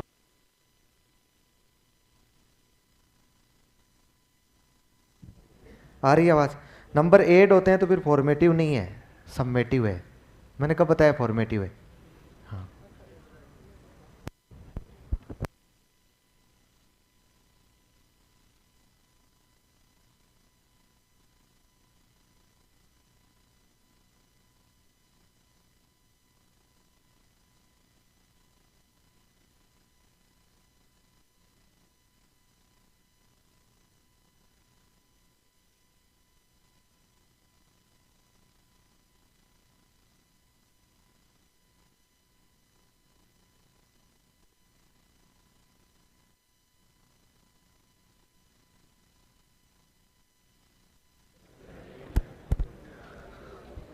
अच्छा देखिए ध्यान से सुनिए, अपने आईपीएल चल रहा है, रात को आईपीएल का पहला मैच किसने खेला? खेले थे? देखिए आपको आईपीएल का मैच जरूर खेला। आईपीएल का जो पहला मैच लिया था ना, वो लिया था अपने प्रयागराज से। प्रयागराज समझते हैं ना, जो पहले इलाहाबाद था, वहां से इमरान सर है, जीएस की अच्छी फैकल्टी है। जीएस समझते हैं? अपने काम का नहीं, यूपीएससी आईएएस बनते हैं ना, उनके लिए जीएस की एक फेमस और मैं कहूं कि बहुत ही अच्छी, जो बच्चों को स्टूडेंट को जो मार्गदर्शन करे, ऐसी फैकल्टी है। और उन्होंने आईपीएल का पहला मैच उनके निर्देशन में, वो एम्पायर थे और आप मैच खेलने वाले थे। वो अब थोड़ी देर में देखो अपनी, ऐसा नहीं कि हम लोग मास्टर की तैयारी कर रहे हैं तो उनको हम अपना अनुशासन प्रदर्शित कर दे कि हम यूपीएससी जैसा अनुशासन नहीं है हमारे पास। अपने को ऐसा दिखाना है कि अपना अनुशासन यूपीएससी से कहीं अच्छा है। हम भी आगे चल के कहां चलेंगे? यूपीएससी की ओर बढ़ेंगे। टीचर टीचर कलेक्टर बनाने वाला होता है। आप लोगों से पढ़े हुए बच्चे बहुत कलेक्टर बनेंगे, यूपीएससी में जाएंगे, तो उनको अपना अनुशासन प्रदर्शित करना है। वो आपके सामने केवल 5 मिनट के लिए रूबरू होने वाले हैं, जो आपको इस आईपीएल के बारे में बताएंगे। जो आईपीएल का आपको आनंद नहीं आया क्योंकि आपको पता चला नहीं आईपीएल के बारे में। मैंने कहा आप आईपीएल के बारे में जाके यूट्यूब पर देखिएगा।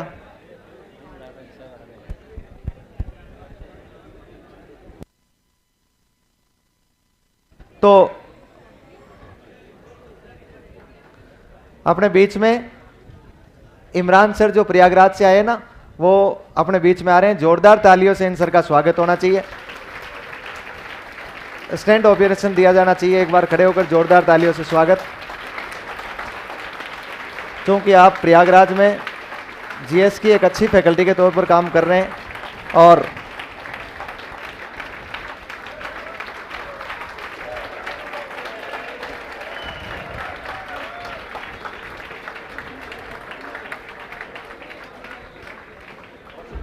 सर का बहुत बहुत धन्यवाद। वेलकम। कैसे हैं आप? ठीक है। और मैंने 5 मिनट का कीमती समय आपका लिया, इसके लिए बहुत धन्यवाद। आपने आमंत्रित किया क्लास में बच्चों से। अब आपको इमरान सर 5 मिनट के लिए, चूंकि ये आईपीएल की अगुवाई कर रहे हैं, आईपीएल को लीड कर रहे हैं, तो आईपीएल की अगुवाई कर रहे हैं, इसके बारे में आपको 5 मिनट के लिए बताएंगे। आप लोग शांतिपूर्वक सुनिएगा।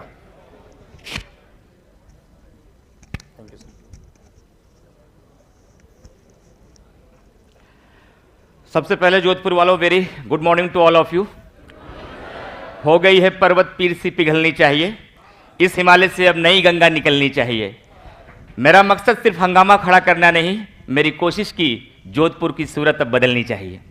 और प्रयागराज की धरती से चलकर आज जोधपुर की धरती पर सिर्फ इसलिए आया हूं कि कुछ निर्मल सर की एक ऐसी मंशा रही जो आज से 4 साल पहले 4 नवंबर 2019 में एक शुरुआत की गई थी करंट अफेयर के रूप में, और जिसके माध्यम से न केवल राजस्थान में बल्कि पूरे उत्तर भारत के बच्चों को अब करंट अफेयर का डर खत्म हो गया। करंट अफेयर में शानदार प्रदर्शन आप करके आ रहे हैं, लेकिन किसी भी परीक्षा की आप तैयारी करते हो, चाहे आप टीचिंग की, चाहे आगे चलकर किसी अन्य एग्जाम की, या आगे आरएस या यूपीएससी का एग्जाम करेंगे, तो समान अध्ययन आपके लिए बहुत मायने रखता है।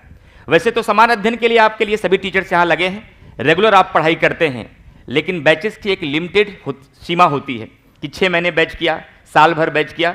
जब तक बैच करते हैं तब तक आपकी रेगुलरिटी बहुत शानदार रहती है, लेकिन बैच के बाद आपका रिदम टूटता है। यहाँ से जो पूरब का ऑक्सफोर्ड कहा गया है, इलाहाबाद यानी प्रयागराज तक, ये आपकी छवि वहाँ है कि राजस्थान, जयपुर और जोधपुर के बच्चे मेहनती बहुत हैं। यहाँ के टीचर जब हम लोगों के बीच जाते हैं तो आपकी तारीफ में एक शब्द वो बार बार कहते हैं कि हम लोग पूरे भारत में टहलकर पढ़ाते हैं, लेकिन जो जोधपुर और जयपुर के बच्चों की बैठकर पढ़ने की क्षमता है वो क्षमता किसी अन्य शहरों में नहीं है। तो इस बात के लिए सैल्यूट आप सभी लोगों के लिए कि इतने क्षमतावान हैं आप। लेकिन जहां अच्छाइयां होती हैं वहीं बुराइयां भी होती हैं, लेकिन एक कमी का संदेश भी प्रयागराज तक गया है और उसको दूर करना चाहूंगा मैं।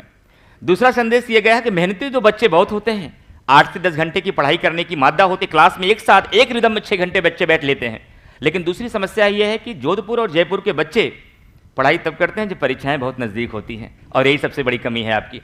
क्योंकि ये खेल किसी भी सरकारी नौकरी का या किसी भी एग्जाम का, क्योंकि इसका नाम ही है कॉम्पिटिटिव एग्जाम, प्रतियोगी परीक्षा, ये एक दौड़ है, रेस है, कंपटीशन है, और रेस में जो सबसे आगे रहेगा और जितनी भर्तियां हैं वो आगे वाले लोग ले लिए जाएंगे और पीछे वाले लोग लौटा दिए जाएंगे। जो लौटा दिए गए इसका मतलब ये नहीं था कि वो योग्य नहीं थे, जो लौटा दिए गए उसका मतलब ये था कि वो रेस में आगे नहीं थे। और रेस में आगे रहने के लिए केवल 2 महीने पर्याप्त नहीं है, आपको अपने ये तरीके बदलने होंगे। अब आपको साल भर रेगुलरिटी के साथ पढ़ाई करना होगा। कब तक? तब तक जब तक कि आप चयनित नहीं हो जाते हैं। उसी मुहिम में अभी 17वें सत्र के आईपीएल का समापन हुआ। आप थोड़ा मायूस हुए, लेकिन उत्कर्ष आईपीएल की शुरुआत हुई और कल पहला मैच खेला गया। तो सबसे पहले बताएं इस क्लास में हैंड पुटअप करके कितने लोगों ने कल आईपीएल का पहला मैच खेला। तो शायद इस पूरे क्लास में मुट्ठी भर लोग हैं, और सिलेक्शन भी इतने का ही हो पाता है कई बार, लेकिन मेरी दुआएं तो यही है कि सब चयनित हों। तो मैं ये चाहूंगा कि आईपीएल का बहुत सारे लोग मैच नहीं खेल पाए, जिसकी 2 वजह हुई होंगी। बहुत सारे बच्चों को जानकारी नहीं थी, बच्चों को जानकारी थी लेकिन पिच तक वो पहुंच नहीं पाए, उत्कर्ष ऐप के तक।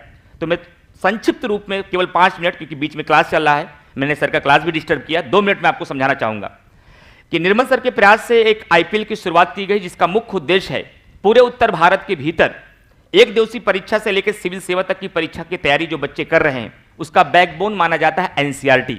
आपको सब ने बताया होगा, जिसकी एनसीईआरटी पर कमांड नहीं है 6 to 12 है, न तो एक दिवसीय परीक्षा में आपका जीएस मजबूत होगा, न ही सिविल सेवा में। और एनसीईआरटी आधारित डेली 20 क्वेश्चन का टेस्ट कराया जा रहा है, और इस टेस्ट में न केवल हिस्ट्री बल्कि geography, polity, economy, science, current affair और स्टैटिक जीके के 20 क्वेश्चनों का टेस्ट हो रहा है। क्वेश्चन का आधार एनसीईआरटी जरूर है, लेकिन इस बात का पूरा ध्यान रखा गया है कि पिछले 25 सालों में जो प्रतियोगी परीक्षा में सवाल पूछे गए हैं उसको आधार बनाकर और भविष्य में जो संभावित क्वेश्चन है उसके आधार पर तैयारी कराई जाए। बच्चे जब 20 क्वेश्चन का टेस्ट दें तो सबसे पहले पूरे उत्तर भारत के बीच अपना मूल्यांकन करें, अभी हम कहाँ ठहर रहे हैं। हम अकेले क्लास में लगता है कि हम ही सबसे तेज है, हमारे आसपास कोई और नहीं है, पूरे प्रदेश भर में हम कहाँ हैं। दूसरी बात, 20 क्वेश्चन के टेस्ट में हमें क्या नहीं आता था, मेरी कमजोर पक्ष क्या है, तो 20 क्वेश्चन का सॉल्यूशन कराने के लिए हम आपको साथ यूट्यूब पर लाइव आएंगे, लेकिन सॉल्यूशन 20 क्वेश्चन का कराएंगे, लेकिन सिखाएंगे कितना, कम से कम डेली 50 क्वेश्चन।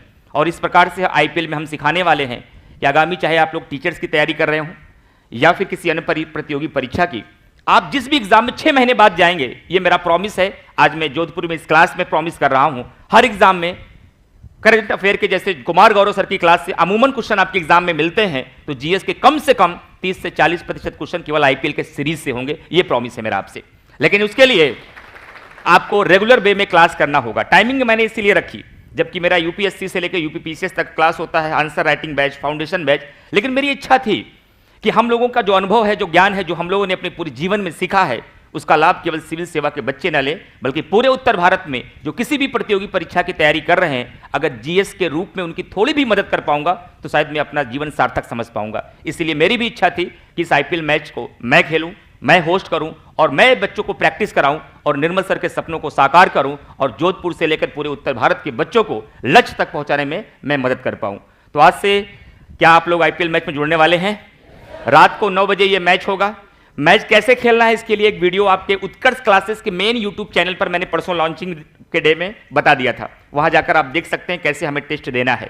इसमें डेली 20 प्रश्नों का टेस्ट होगा, पूरा का पूरा समान अध्ययन होगा, स्टैटिक जीके भी होगा और करंट अफेयर भी होगा, और इसके माध्यम से डेली हम 50 क्वेश्चन नए भी सीखेंगे। तो इसमें डेली आप शामिल होइए, टेस्ट दीजिए।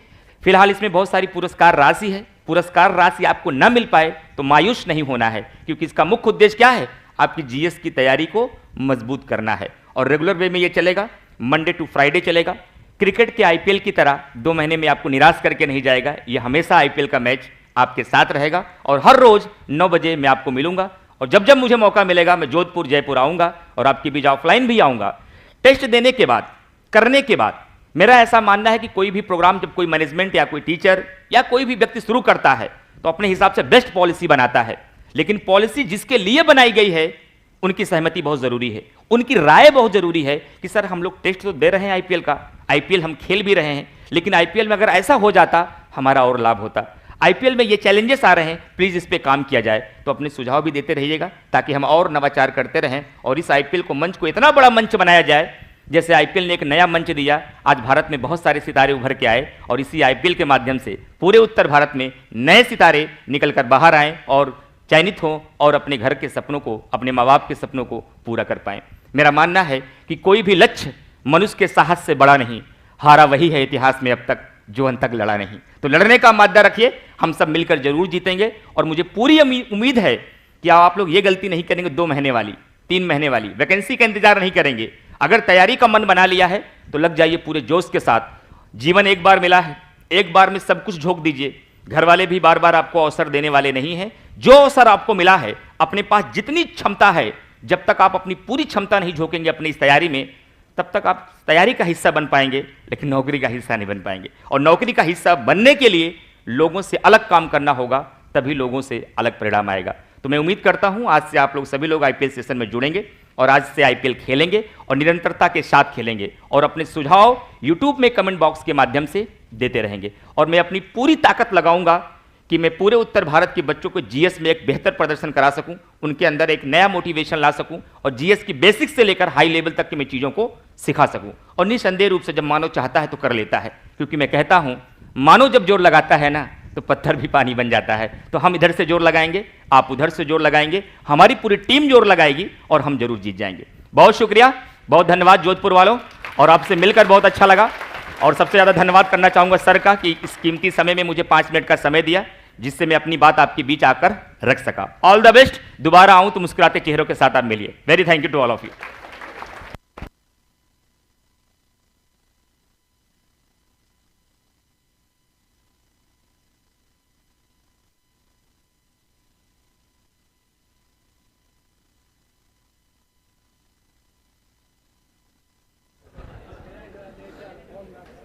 सर के लिए जोरदार तालियां। इतना मोटिवेशन इस 2 मिनट में, न केवल आईपीएल खेली है बल्कि इन्होंने जीवन जीने का तरीका भी आपको बताया है, पढ़ने का तरीका भी आपको बताया है। हम उम्मीद करते हैं कि इसी तरह से हमारे बीच में आते रहेंगे, बने रहेंगे, हमें मार्गदर्शन करते रहेंगे। आ जाइए सीसी पर। कहाँ चल रहे थे? सीसी।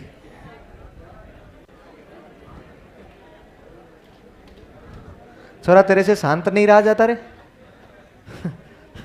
हैं? इनको शांत नहीं रहा जाता इनसे। अब गौरव वहां गर्मी में बैठा बैठा कह रहा है कि सर इतने कोट पहन रखे हैं, टाई लगा रखी है, गर्मी नहीं होती है। अरे तुझे क्या पता, हमारे यहाँ ऐसी लगी हुई है, हमें सर्दी लग रही है, गर्मी की कहां बात है अभी। चलिए,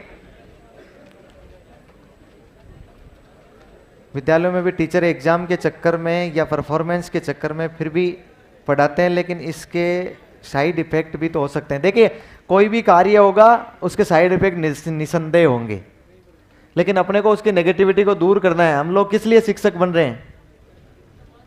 देखो, शिक्षक बनने के बाद यदि हमने सोच लिया ऐसा,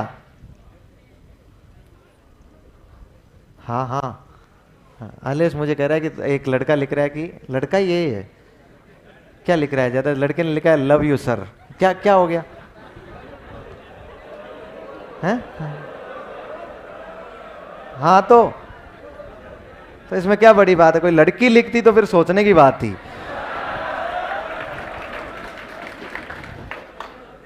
देखो इधर, हाँ,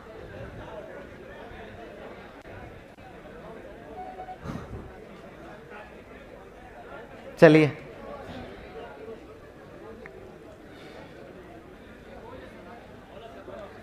शुरू करें। आप वापस आ जाइए, अब अपने जुड़ जाइए ना। आप लोग बैठ जाइए। अब जब लड़कों में ही बैठना है तो क्या चूज करना है, कहीं भी बैठ जाइए।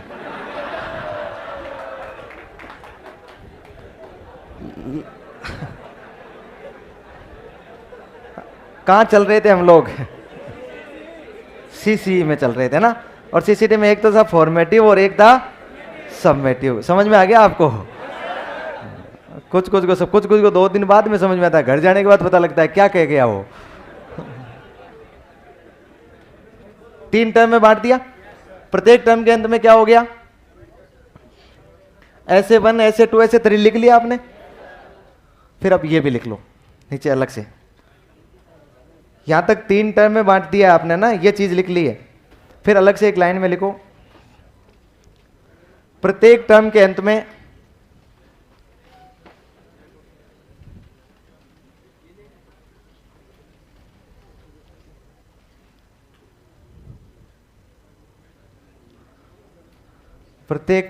में एक योगात्मक आकलन किया जाएगा।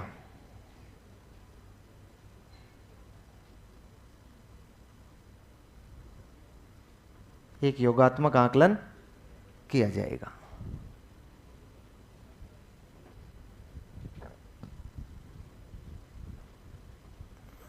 हो गया? अब नीचे ये लिख लिया अलग से, रचनात्मक आकलन। रचनात्मक आकलन।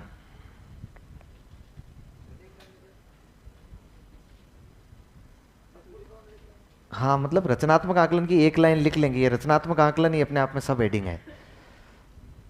रचनात्मक आकलन।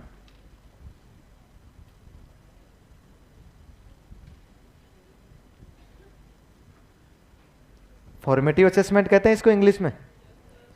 इसके आगे लिख लो, ये किसके लिए आकलन होता है? सीखने के लिए। सीखने के लिए आकलन।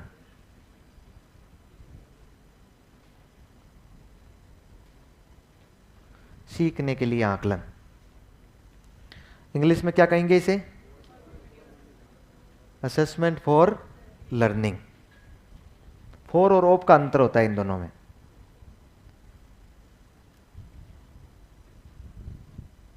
For learning.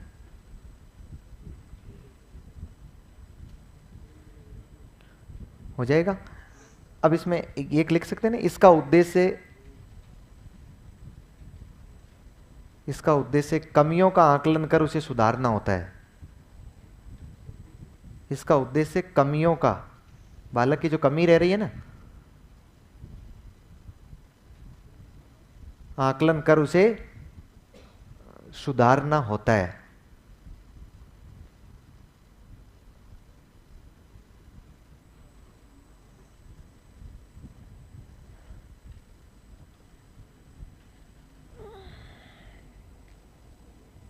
होता है।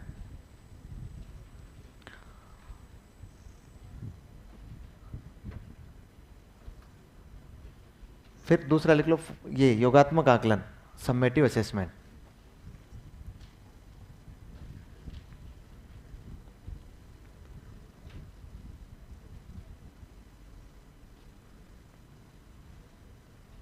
योगात्मक आकलन। कृष्ण कुमार मुझे लगातार पूछ रहा है कि सीसी 2015 से शुरू हुआ या 16-17 से शुरू हुआ राजस्थान में।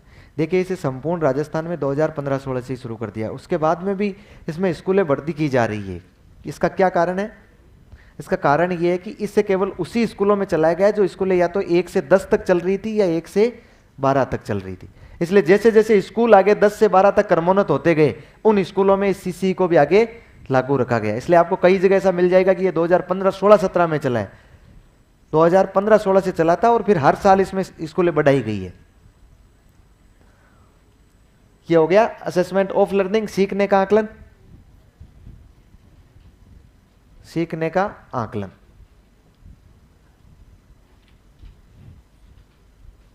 इसमें क्या लिख लोगे? लिखो, जिन आकलनों के अंक, जिन आकलनों के अंक बालक के अंतिम परिणाम में जोड़े जाते हैं, जिन आकलनों के अंक बालक के अंतिम परिणाम में जोड़े जाते हैं, जोड़े जाते हैं। जैसे क्या हो जाएगा? प्रथम, द्वितीय और तृतीय परख, मतलब पहला, दूसरा और तीसरा टेस्ट, और अर्धवार्षिक परीक्षा और वार्षिक परीक्षा।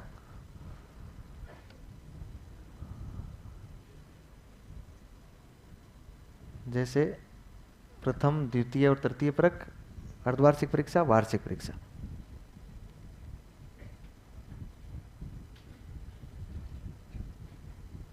बताओ, प्री बोर्ड की परीक्षा समेटिव है या फॉर्मेटिव?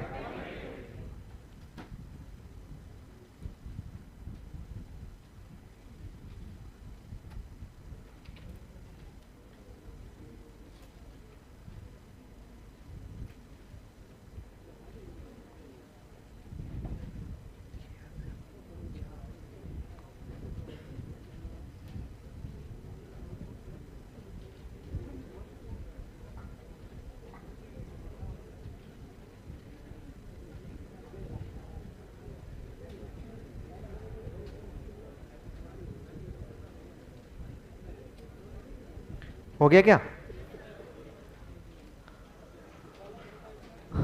बस ये कंप्लीट हो गया अपना काम। फिर थोड़ा और देखना है, सीसी पूरा नहीं हुआ अभी। 3 टर्म में विभाजित कर दिया हमने, और 3 टर्म में अलग अलग हमने फॉर्मेटिव और सबमेटिव असेसमेंट करवाते गए हम लोग। अब फॉर्मेटिव कितने होंगे ये ना फिक्स नहीं है। सबमेटिव तो फिक्स है अपने यहाँ। फॉर्मेटिव के लिए हम लोग बालकों की चेकलिस्ट बनाते हैं। चेकलिस्ट बनाने का मतलब ये कि एक चेकलिस्ट बनी हुई आती है, समय समय पर उस चेकलिस्ट को शिक्षक द्वारा भरा जाता है। चेकलिस्ट का मतलब एक लिस्ट आ गई, उसमें सवाल लिखे हुए हैं। बालक सीखने में कैसा है, बालक गतिविधि करने में कैसा है, क्या बालक दूसरे बालकों के साथ व्यवहार ठीक रखता है कि नहीं रखता है, क्या बालक गतिविधि में इंटरेस्ट लेता है कि नहीं लेता है। इस प्रकार के 10, 15, 20 सवाल होते हैं उसमें हाँ ना होता है। हर 10 दिन 15 दिन बाद में वो हमें RSCRT तय करके देती है। एक शिक्षक एक चेकलिस्ट को उठाएगा और प्रत्येक बच्चे की एक एक चेकलिस्ट भरेगा कि ये बालक किस प्रकार का है। वो चेकलिस्ट भर ली, उसमें जिसमें यस आ गया वो तो ठीक है, जिसमें नो आया इसका मतलब है उनमें कमी रह रही है। फिर वो शिक्षक अगले 10-15 दिन में क्या करेगा, उन कमियों को सुधारने का प्रयास करेगा। यही फॉर्मेटिव असेसमेंट है। ये चेकलिस्ट आगे कहीं नहीं जुड़ेगी, यही क्या है, फॉर्मेटिव असेसमेंट। फिर हम लोग उन बच्चों को लास्ट में एक होलिस्टिक रिपोर्ट कार्ड देते हैं। होलिस्टिक का मतलब होता है सर्वांगीण, बालक की सर्वांगीण प्रगति कैसे की है बालक ने, इसका एक प्रमाण पत्र देते हैं। इतना बड़ा होता है, आपने पहली दूसरी तीसरी चौथी पांचवी का देखा होगा प्रमाण पत्र, लास्ट में फोल्ड किया होता है, जैसे कार्ड होता है ना शादी के, वैसे फोल्ड किया होता है, इतना बड़ा होता है। उसमें 3 भाग होते हैं, 3 भाग बन के आते हैं, एक ऐसे 1, एक ऐसे 2 और एक ऐसे 3। पहले वाले हमने 45% सिलेबस पढ़ाया, तब तक हमने 4-5 उनके फॉर्मेटिव असेसमेंट किए होंगे, मतलब अलग अलग चेकलिस्ट हमने भरी होगी प्रत्येक बालक की। उनका सिर्फ काम इतना था कि वो इसलिए भरें कि बालकों में कमी रह गई उनको सुधार कर दें। फिर टर्म के अंत में हमने उस समेटिव असेसमेंट वाले होलिस्टिक कार्ड को ऐसे 1 को भर लिया, मतलब उस एक चैप्टर को भर लिया। और भरने के बाद में हमने उनके घर वालों को बुलाया, PTM करवाई, पेरेंट टीचर मीटिंग होती है ना, साल में करवानी होती है, 3 अनिवार्य होती है। प्रत्येक टर्म के अंत में बुलाया हमने, बच्चों की उस बच्चे की क्या क्या रिपोर्ट थी वो रिपोर्ट हमने बच्चों को दिखाई, उस अभिभावकों को दिखाई, बच्चे को भी बताया और अभिभावकों को भी दिखाया। वो रिपोर्ट केवल अंकों के आधार पर नहीं होती है, उसमें अंक नहीं होते हैं, उसमें उसकी को करिकुलम एक्टिविटीज ज़्यादा होती है। फिर इसी तरह से हमने अगला टर्म चला दिया और अगले टर्म में भी हमने ये सेम प्रक्रिया अपनाई और लास्ट में हमने ऐसे 2 भर दिया, उसका मतलब उसके अनुसार रिपोर्ट भर दिया। फिर लास्ट में ऐसे 3 भर दिया और लास्ट में जाते हुए हमने रिपोर्ट कार्ड उस बालक को दे दिया। बताओ हमने 3 योगात्मक करवाए कि नहीं करवाए? पहले टर्म के हमने ऐसे 1 भरा, दूसरे का ऐसे 2 और फिर ऐसे 3 भर दिया। अब होता क्या है कि देख चेकलिस्ट और पोर्टफोलियो में क्या अंतर है। वैसे तो आपको वो ज़्यादा बताएंगे, अभी पोर्टफोलियो पर बहुत लंबी चर्चा करने वाले हैं। पोर्टफोलियो तो वह व्यक्तिगत फाइल होती है जिसमें बालक जो कुछ भी सीखता है उसका इंदराज किया जाता है, बालक जो कुछ भी सीख रहा है। और चेकलिस्ट केवल उसका एक पार्ट होती है, छोटा सा। चेकलिस्ट क्या होती है? एक पार्ट। चेकलिस्ट एक फॉर्मेटिव असेसमेंट के लिए पेपर, परीक्षक के हाथ में, शिक्षक के हाथ में एक पेपर होता है, उस पेपर के आधार पर वो पता लगाता है, इस चेकलिस्ट के आधार पर कि बालक में ये कमियां रही है या ये नहीं रही है। जैसे आप लोग क्या करेंगे, नौकरी लगेंगे ना, तो नौकरी लगने के बाद आप डॉक्यूमेंट वेरिफिकेशन के लिए जाएंगे ना जब बोर्ड में, तो डॉक्यूमेंट वेरिफिकेशन के लिए जाएंगे तो बोर्ड में सारे डॉक्यूमेंट लेकर जाएंगे आप लोग। उन सभी डॉक्यूमेंट आपने लगाए कि नहीं लगाए, उसके लिए ऊपर ही ऊपर एक चेकलिस्ट देगा आपको बोर्ड। उसमें वो आपको टिक करना है कि क्या आपने 10वीं की मार्कशीट लगा दी है, हाँ, 12वीं की लगा दी है, हाँ। फिर वो परीक्षक जो चेक करेगा ना आपके, वो भी हाँ ना उसमें लगाता जाएगा, ताकि एक ही जगह से पता लग जाए कि इसमें कमियां क्या रही है। और फिर उन कमियों को आपको कह देगा कि इसको दुरुस्त कर लीजिए आप लोग। वो एक चेकलिस्ट है। तो प्रत्येक टर्म में ये काम हो जाएगा। इसके बाद में एक चीज और सामने निकल कर आती है। इस CCE के तहत हम लोग एक आकलन और करते हैं, वो होता है BLA, बेस लाइन असेसमेंट। क्या होता है? Base line assessment. हिंदी में बोलेंगे इसे हम आधार रेखा आकलन, मतलब बेस लाइन असेसमेंट। क्या होता है बेस लाइन असेसमेंट? कब किया जाता है? कब किया जाता है? ये प्रारंभ में किया जाता है। मैं कहूं ये सत्र के प्रारंभ में किया जाता है, पर प्रथम सप्ताह में किया जाता है। किसके द्वारा किया जाता है? शिक्षक के द्वारा किया जाता है। कब किया जाता है? तो ध्यान रखना है, शिक्षण के दौरान किया जाता है। कब किया जाता है? और बेसलाइन असेसमेंट करते हुए बालकों को कक्षा के 2 समूह बनाए जाते हैं। एक होता है ग्रुप A और दूसरा होता है ग्रुप B, मतलब समूह 1 और समूह 2। 2 समूह बनाए जाते हैं। समूह 1 में उन बालकों को नाम लिखा जाता है जो बालक, या ग्रुप A में उन बालकों को रखा जाता है जो कक्षा स्तर की दक्षता रखते हैं, दक्षता रखते हैं। इसमें उन बालकों के नाम लिखे जाते हैं जो कक्षा स्तर से न्यून दक्षता रखते हैं, न्यून दक्षता रखते हैं। इसका मतलब क्या हो गया? मान लीजिए आप लोग 5वीं क्लास के क्लास टीचर है, आपकी क्लास में 30 बच्चे हैं। जैसे ही 5वीं क्लास शुरू हुई, शुरू होते ही प्रथम सप्ताह में आप लोग बालकों का एक आकलन करने वाले हैं, मतलब एक परीक्षा करने वाले हैं। लेकिन बालकों को पता नहीं चलना है कि उनकी परीक्षा चल रही है, नहीं तो 5वीं शुरू होते ही आपने परीक्षा लेना शुरू कर दी, बच्चे भाग जाएंगे। वो कहेंगे शुरू में क्या परीक्षा लगा दी, अभी हमने पढ़ाई क्या है। आपको आकलन करना है, किसके आधार पर करना है? शिक्षण के आधार, शिक्षण के दौरान करना है, मतलब पढ़ाते पढ़ाते, बालकों से बातचीत करते करते, उन्हें पूछते पूछते। अब मुझे बताइए, उन्हें पूछते पूछते आप लोग आकलन कर रहे हैं, तो आकलन यही तो करेंगे ना कि उस बालक ने पिछली कक्षा में क्या सीखा है, इस बात का ही तो कर रहे होंगे ना।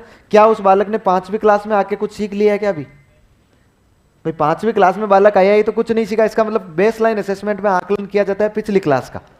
अब उसने पिछली क्लास का आपको आकलन करना है, उसे पूछना है कि कितना पढ़ा, कितना नहीं पढ़ा, कितना याद है इसे, क्या क्या याद है, क्या कुल मिला के आपको पता यह लगाना होता है कि क्या ये बच्चा 5वीं क्लास में पढ़ने लायक है या नहीं। यदि आपको लग जाए, प्रत्येक बच्चे का करना है, यदि आपको लग जाए कि बच्चा 5वीं क्लास में पढ़ने लायक है, उस बच्चे को तो आपने पेन ले रखा है, लिस्ट बना रखी है, एक तरफ ग्रुप ए, एक तरफ ग्रुप बी, आपने उसको किस में रख देना है? ग्रुप ए में रख देना है। अब कई बार आपको ऐसा भी तो लगता है ना कि यार बच्चा है तो 5वीं क्लास में, लेकिन इतना इंटेलिजेंट है कि बच्चा 7वीं क्लास में भी पढ़ सकता है। कोई लेना देना नहीं है आपको, आगे चाहे कितना ही इंटेलिजेंट लगे आपको, उसमें आपको सिर्फ नाम लिख देना है बच्चों को। लेकिन जब आप इधर आओ बिग ग्रुप में, आपको कई बार बच्चे से पूछते पूछते ऐसा लगे ना, आप लोग जल्लाहट या खीज उत्पन्न करते हुए कभी कहेंगे भी बच्चों को कि यार तुझे किसने बिठा दिया 5वीं क्लास में, तुझे दूसरी क्लास में होना चाहिए, तुझे पहली क्लास में होना चाहिए। इसका मतलब है कि उस बच्चे की जो दक्षता है ना, वो उसके कक्षा स्तर की नहीं है, उसकी जो दक्षता है वो दक्षता कक्षा स्तर से नीचे की है। अब जब नीचे की है तो आप लोग उस बालक को नीचे वाले इस बी ग्रुप में लिखेंगे। ऐसे बालक 30 में से मान लीजिए आपके पास 10 बालक मिल गए जिनके कक्षा स्तर से नीचे की दक्षता है, आपको लगा कि ये 5वीं में नहीं होने चाहिए, कोई बालक लगा तीसरी का, कोई बालक चौथी का, दूसरी का, उनके नाम लिख दिए। लेकिन उनमें जरूरी है कि उन बालकों के भी आप लोग आगे कक्षा स्तर जरूर लिखेंगे। यदि आपको लगे कि ये बालक पहली क्लास में पढ़ने लायक है तो उसके आगे लिखोगे पहली क्लास, यदि आपको लगे दूसरी क्लास में पढ़ने लायक है तो उसके आगे क्या लिखोगे? दूसरी क्लास। बात समझ पा रहे हैं? तो 2 ग्रुपों में बांट लिया कि नहीं बांट लिया आपने बीएलए के दौरान, और कक्षा स्तर की दक्षता रखते हैं और कक्षा स्तर से न्यून दक्षता रखते हैं। अच्छा मुझे बताओ, ये जो बेस लाइन असेसमेंट होता है, ये बेस लाइन असेसमेंट होता है, ये कौन सी क्लास से शुरू होता है? पहली से चलेगा तो 5वीं तक, कहां से शुरू होगा? आप सोच के देखो, क्या पहली क्लास का बेसलाइन असेसमेंट कर सकते हैं क्या आप लोग? क्या वो पिछली क्लास में कुछ सीख के आया है क्या? मतलब वो तो एडमिशन ही अभी ले रहा है। इसका मतलब बेसलाइन असेसमेंट कब से शुरू होता है? क्लास 2 से शुरू होता है। देखिए आकलन शुरू हो जाता है क्लास 1 से, है ना, लेकिन बेसलाइन असेसमेंट क्लास 2 से। और आपको बताऊं तो अब जो नई शिक्षा नीति आई है ना, नई शिक्षा नीति, उस नई शिक्षा नीति ने कहा कि आकलन तीसरी क्लास से शुरू करना है। अब हम लोग दूसरी क्लास तक किसी प्रकार का कोई आकलन नहीं करेंगे, बच्चों को केवल पढ़ाएंगे ही पढ़ाएंगे, पढ़ाएंगे ही पढ़ाएंगे। क्या नहीं करेंगे? कौन सा आकलन? समेटिव असेसमेंट नहीं करेंगे हम लोग। आकलन का मतलब क्या हो गया? नई शिक्षा नीति कहती है कि समेटिव आकलन पहली दूसरी का तो होगा ही नहीं, बंद हो गया मामला, अब केवल तीसरी का होगा। फिर ये जो इधर आपने लिखा है ना, ये किस लिए लिखा है? अब मान लीजिए आपकी क्लास में 30 बच्चे थे, उनमें से 20 बच्चों का नाम तो इधर आ गया और 10 बच्चों का नाम इधर आया। उनमें से भी तो अलग अलग आए हैं ना, इनमें से भी 3 बच्चे पहली क्लास के, 2 बच्चे दूसरी क्लास के लेवल के, चौथी क्लास के लेवल के, तीसरी क्लास के लेवल के। अब आपको ये नहीं करना है कि उन बच्चों का आप नाम ले, बोले मैं बोल रहा हूं वो खड़े हो जाओ और ये 3 बच्चे चले जाओ पहली क्लास में, ये जाओ दूसरी क्लास में, भेजना नहीं है। बच्चों को इस बात का पता नहीं लगना है कि मैं कमजोर हूं, नहीं तो बच्चा डिप्रेशन में आएगा। बच्चे को पता नहीं लगना चाहिए कि बच्चा कि मैं कमजोर हूं। आप सोच के देखो, हम जब स्कूलों में पढ़ा करते थे तो एक गवर्नमेंट स्कूल की एक थ्योरी रहा करती थी, मैं कहूँ प्राइवेट की भी शायद वही थी, एक थ्योरी थी कि जो बच्चा कमजोर होता था उसको सब लोग हेय दृष्टि से देखते थे।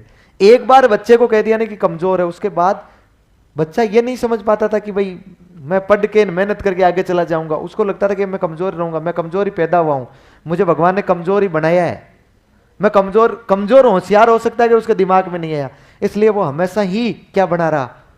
कमजोर। कभी उसने प्रयास किया ही नहीं, उसको किसी ने मोटिवेट किया ही नहीं। अब ये कह रहा है सीसी में बालक को पता नहीं लगना है कि बालक कौन सी लेवल का। आपको ये नहीं कहना है बच्चे को जाके तुझे किसने बिठाया है 5वीं में, तो दूसरे में पढ़ने लायक है, नहीं कहना है, ध्यान है। लेकिन आपको जरूर कार्य करना है, आपको अपनी क्लास में ही रखना है उनको। अब जो एक टर्म में आप पढ़ाओगे, मतलब 3 महीने पढ़ा रहे हो कि नहीं पढ़ा रहे हो, उस 3 महीने में आप लोग ये प्रयास करोगे कि जो बच्चा कक्षा स्तर से न्यून दक्षता का है वो एक क्लास ऊपर आ जाए। कागजों में नहीं, हकीकत में, नॉलेज में। उन बच्चों को, प्रत्येक बच्चे को उस हिसाब से पढ़ाओगे कि एक एक लेवल क्या हो जाए, ऊपर आ जाए। तो एक टर्म में एक लेवल आएगा, दूसरे टर्म में एक लेवल आएगा, इस तरह से वो धीरे धीरे, मुझे बताइए, अपने कक्षा स्तर तक पहुंच जाएगा कि नहीं पहुंच जाएगा। ऐसा नहीं करना है कि आपको जैसे पहली क्लास में पढ़ने लायक बच्चा है, 5वीं में पढ़ रहा है, लेवल 1 में आपने डाल रखा है उसको, फिर एक टर्म में आपने उसको पढ़ाया और सीधे कहाँ ले गए, पांचवी क्लास 5वीं के लेवल में लगे। नहीं तो आपको विभाग ढूंढेगा कि यार ये इतना इंटेलेक्चुअल कौन है, ये जादू मंत्र करके सिखाता है क्या। बच्चा जो एक लेवल का था 3 महीने में कहां पहुंच गया, 5वें लेवल का। तो एक बार में कितना लेवल बढ़ाना है, लिखो।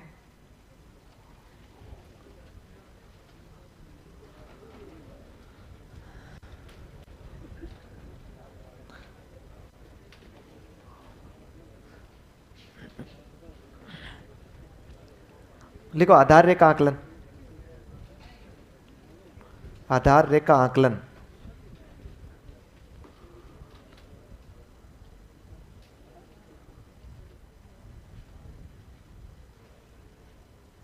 आधार रेखा आकलन।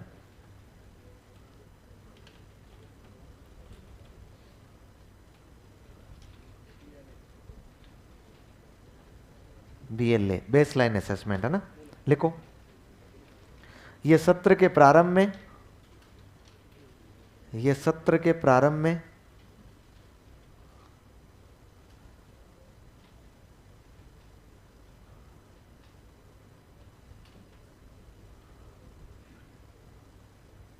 ये सत्र के प्रारंभ में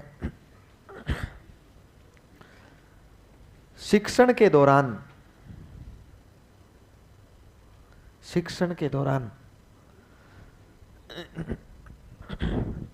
किया जाने वाला आकलन है।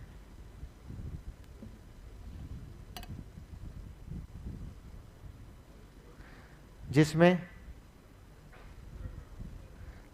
शिक्षण के दौरान किया जाने वाला आकलन है जिसमें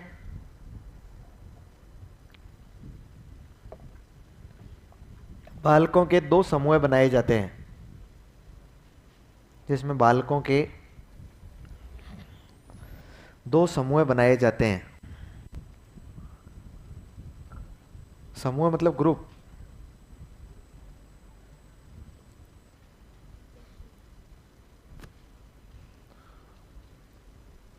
लिख लो, समूह ए या ग्रुप ए।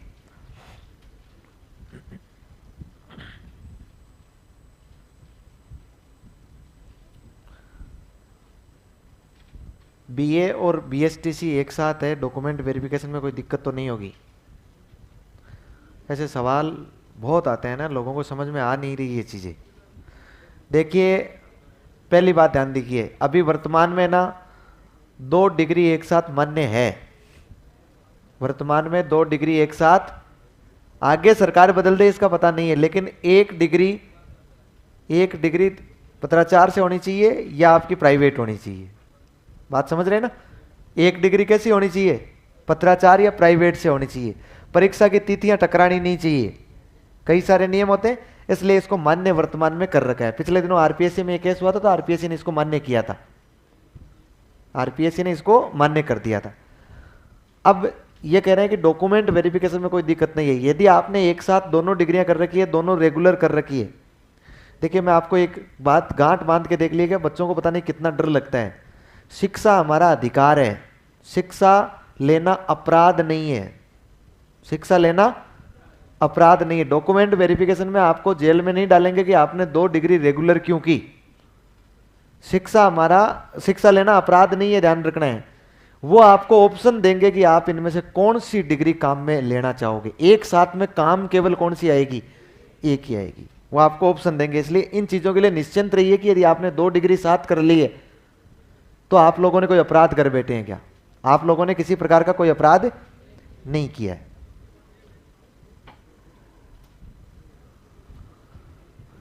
यदि आपने बीएसटीसी और बीए एक साथ कर लिए तो डॉक्यूमेंट वेरिफिकेशन में आपको ले जाना ही नहीं है बीए। किस काम की है वहां बीए? आपने कुछ भी कर रखा हो, पीएचडी कर रखी हो, कोई लेना देना नहीं, उनको उनके पात्रता वाले डॉक्यूमेंट दे दीजिए कि आपने 12वीं पास कर रखी है, आपने बीएसटीसी कर रखी है, उसके डिग्री दे दीजिए, आगे कुछ भी नहीं देना है। फिर बच्चों को लगता है कि यार फिर बाकी वाले तो हमने झूठी पढ़ाई की है, काम कहाँ आएगी। जैसे ही आप लोग डॉक्यूमेंट वेरिफिकेशन करवा के आ गए, उसके बाद आप स्कूल में आके ज्वाइनिंग की, स्कूल में आके ज्वाइनिंग करने के बाद कभी भी आप एक एप्लीकेशन दोगे अपने पीओ साहब को, और अपने जितने भी आपने एडिशनल जितनी भी प्रकार की शिक्षा ली है वो सारी डिग्रियां उसमें ऐड करवा दोगे, वो सब ऐड हो जाएगी। डीओ साहब, वो पीओ साहब एक लेटर लिख देंगे डीओ साहब को, आपके नियुक्ति अधिकारी को, नियुक्ति अधिकारी के पास एक फोटोकॉपी भेज देंगे, वहां से स्वीकृत होकर आ जाएगी और आपकी वो एड मानी जाएगी। तो फिर वो आगे प्रमोशन में आपके काम आती रहेगी। उस टाइम में ज़्यादा लोड नहीं लेना होता है। और मैं कहूँ डॉक्यूमेंट वेरिफिकेशन का तो बिल्कुल लोड तो लेना रखना होता है, ऐसी बात नहीं है लोड नहीं रखना होता है, लोड तो रखना होता है, लेकिन कुछ लोग नहीं रखते हैं। आपके सामने एक उदाहरण बताऊं, मैं उदाहरण पेश करूं, किसी को डर लगता है ना इतना डॉक्यूमेंट वेरिफिकेशन का। ईश्वर सर आ रहे हैं ना टीचिंग मेथड करवाने के लिए, हम दोनों प्रयागराज में पढ़ा रहे थे पिछली बार गर्मियों की छुट्टियों में। ये वहाँ टीचिंग मेथड में आईसीटी वगैरह पढ़ा रहे थे, मैं वहाँ साइकोलॉजी नहीं स्कूल मैनेजमेंट में चल रहा था। इनका पिछली बार ग्रेड 3 में मैथमेटिक्स से नंबर आया, तो हम वहीं थे। डॉक्यूमेंट वेरिफिकेशन की हमने डेट 2-1 दिन बची थी, 2-3 दिन बची थी, तो मैं गांव आ रहा था, मैंने कहा मैं जा रहा हूँ, मैं आपके अपलोड करवा दूंगा, आप क्यों घबरा रहे हो यार, आपके वेरिफिकेशन में करवा दूंगा। तो फिर उन्होंने कहा नहीं यार मैं चल लेता हूँ यार, हो सकता है मुझे लगता है इनको डाउट हुआ कहीं, तो ये भी मेरे साथ आ लिए। अब डॉक्यूमेंट वेरिफिकेशन जैसे आज हम लोग शाम को पहुंचे, कल का एक हमारे पास में दिन और परसों हमारे डॉक्यूमेंट वेरिफिकेशन उनके आके देखा इन्होंने शाम को 11 बजे से, तो इन्होंने कहा मेरी डॉक्यूमेंट वाली फाइल नहीं है, जितने पूरे डॉक्यूमेंट थे ना, इससे पहले वो डॉक्यूमेंट वेरिफिकेशन करवा के आए थे, एक एलडीसी में लगे थे, तो वो करवा के आए, तो कहा फाइल नहीं है, कहीं गायब हो गई, रखी हुई थी कहीं, उन्होंने प्लेट ले रखा था, उस प्लेट में रखी हुई थी, कह रहे हैं यार मैंने यही रखी है, गायब हो गई। अब थोड़े से मेरे से जूनियर रह गए, तो फिर उन्होंने कहा यार डायरेक्ट तो कैसे बताऊं यार इस आदमी को, नहीं तो ये भयंकर गालियां देगा कि यार तुझे शर्म नहीं आ रही, तो तेरी फाइल की ध्यान नहीं रख रहा है तू। तो फिर उन्होंने किसी के थ्रू ये कहा कि यार ऐसा हो गया। मैंने कहा अब तो बात तो सीरियसली है, लेकिन सीरियस लेना नहीं है। फिर अगले दिन में एक जयपुर चला गया, एक अजमेर चला गया, जहाँ जहाँ इन्होंने यूनिवर्सिटी से कुछ कर रखा था, बोर्ड से कुछ कर रखा था, उनकी डुप्लीकेट मार्कशीट निकलवा ली, डिग्री विग्री आई जितनी निकली उतनी निकलवा ली, जितना कुछ बना उतना बनवा लिया, एक 10वीं की निकलवा ली, एक 12वीं की हो गई, एक बीए की हमें मार्कशीट मिल गई। फिर उस टाइम में अध्यक्ष बने ही थे निर्मल चौधरी, तो ये उस टाइम में इनको कह के वहाँ से एक डिग्री निकलवा ली। ये थोड़ा बहुत 1-2 काम करके जितना हो सका उतना बन गया, और फिर हमने एक 50 रुपये का स्टाम्प लिखवाया, हमारी फाइल गम चुकी है, जितने भी डॉक्यूमेंट्स है गुम हो गई है फाइल, जितने भी डॉक्यूमेंट्स हमारे पास ये है, हम अगले 15 दिन में या जितने भी समय आप दो उस समय में हम अपने डॉक्यूमेंट पेश कर देंगे। उन्होंने कहा कोई नहीं, कोई एक भी डॉक्यूमेंट नहीं हो तो कोई फर्क नहीं पड़ता है। फिर उन्होंने हमें टाइम दिया, फिर हमने जितने सारे डॉक्यूमेंट थे वो सारे डुप्लीकेट निकलवा के और फिर विभाग को जमा करवा दिया, इन्होंने ज्वाइनिंग कर ली। इसका मतलब है कि डॉक्यूमेंट इंपॉर्टेंट नहीं है, इंपॉर्टेंट है नौकरी लगना। आदमी जिंदा रहना चाहिए, लगने वाला यदि मर गया तो फिर नौकरी नहीं मिलेगी। बात समझ पा रहे हैं ना आप लोग? इसका मतलब दस्तावेज, उस टाइम में 10 स्टूडेंट इतने परेशान होते हैं कि अब ये नहीं है, वो नहीं है, एक चरित्र नहीं बना, ये नहीं बन, क्या हो जाएगा। अगला जो आपको नौकरी दे रहा है ना, नियुक्ति दे रहा है, वो आपसे ये अपेक्षा कर रहा है कि आप वही आदमी है जो नौकरी लगे हैं, वही आदमी है जो नौकरी ज्वाइन कर रहे हैं, उनके लिए उनको आपकी जरूरत है, क्योंकि आप विभाग में आप काम करोगे। अपने को तो लग रहा है उनको जरूरत नहीं है, सरकार को अपनी जरूरत रहती है, इसलिए सरकार हमारा सहयोग करती है। वो कहती है कि आप घबराओ मत, आपको ये इतना टाइम दिया जाता है, आप ये काम करवा के ले आओ, फिर भी नहीं हुआ और टाइम ले लो, सरकार आपको और टाइम ले, लेकिन आप खुद उपस्थित हो जाओ, आप खुद दस्तावेज से कम नहीं है। तो इन चीजों की चिंता नहीं करनी होती है ना, पढ़ने की चिंता करनी होती है, नौकरी लगे कि नहीं लगे इसकी चिंता करनी है। लिख दिया ग्रुप ए। ग्रुप ए में क्या लिखा है? सेम लिख दो, जो कक्षा स्तर की दक्षता रखते हैं, जो कक्षा स्तर से न्यून दक्षता रखते हैं। हो गया? फिर नेक्स्ट लाइन में ये लिख लो, बीएलए कक्षा 2 से शुरू होता है, BLA कक्षा 2 से शुरू होता है।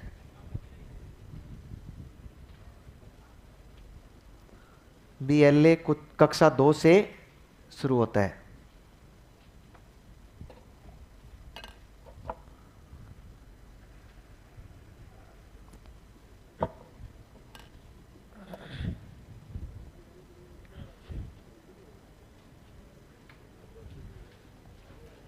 आगे बढ़ो।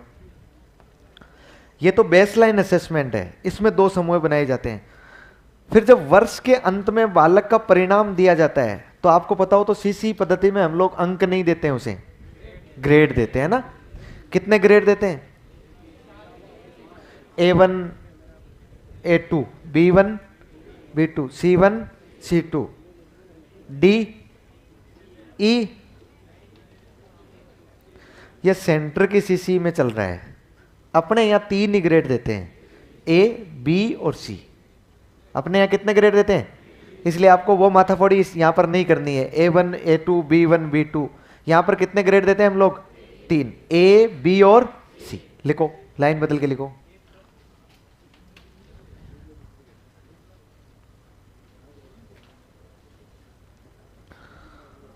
लिखो, वर्ष के अंत में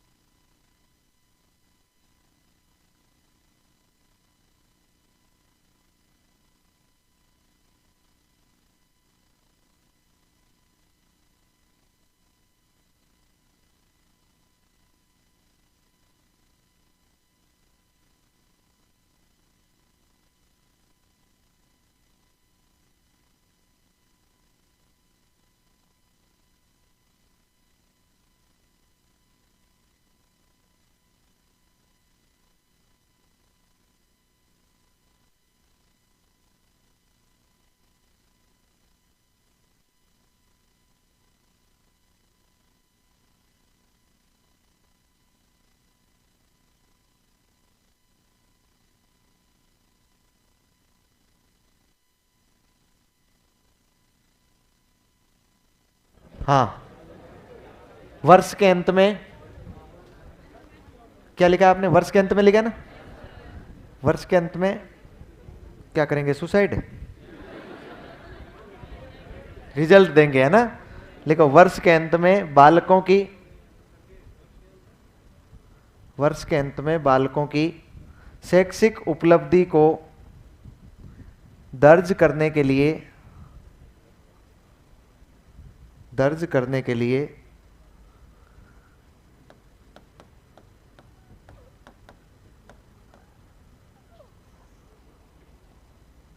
3 ग्रेड प्रदान किए जाते हैं।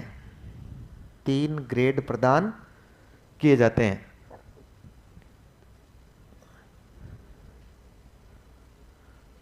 तीन ग्रेड प्रदान किए जाते हैं। लिखो, ग्रेड 1 नंबर लगा के ग्रेड A कौन होंगे इसमें?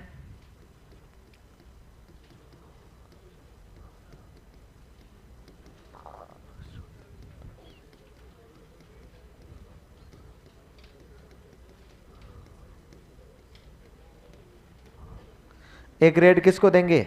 लिखो, जो बालक स्वतंत्र रूप से सीख सकता है, जो बालक स्वतंत्र रूप से सीख सकता है।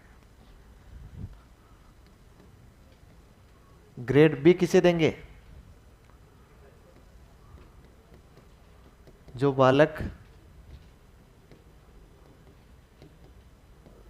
शिक्षक की सहायता से सीखते हैं, से सीखता है, ऐसे लिख लो।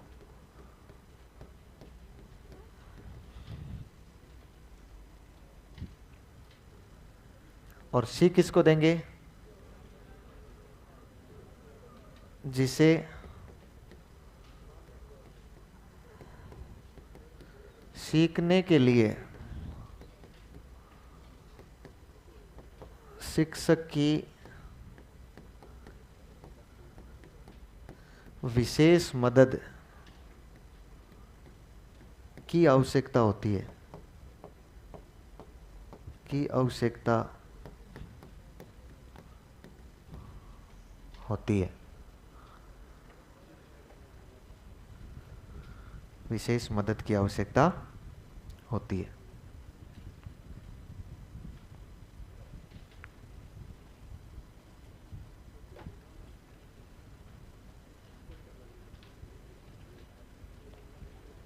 हो गया?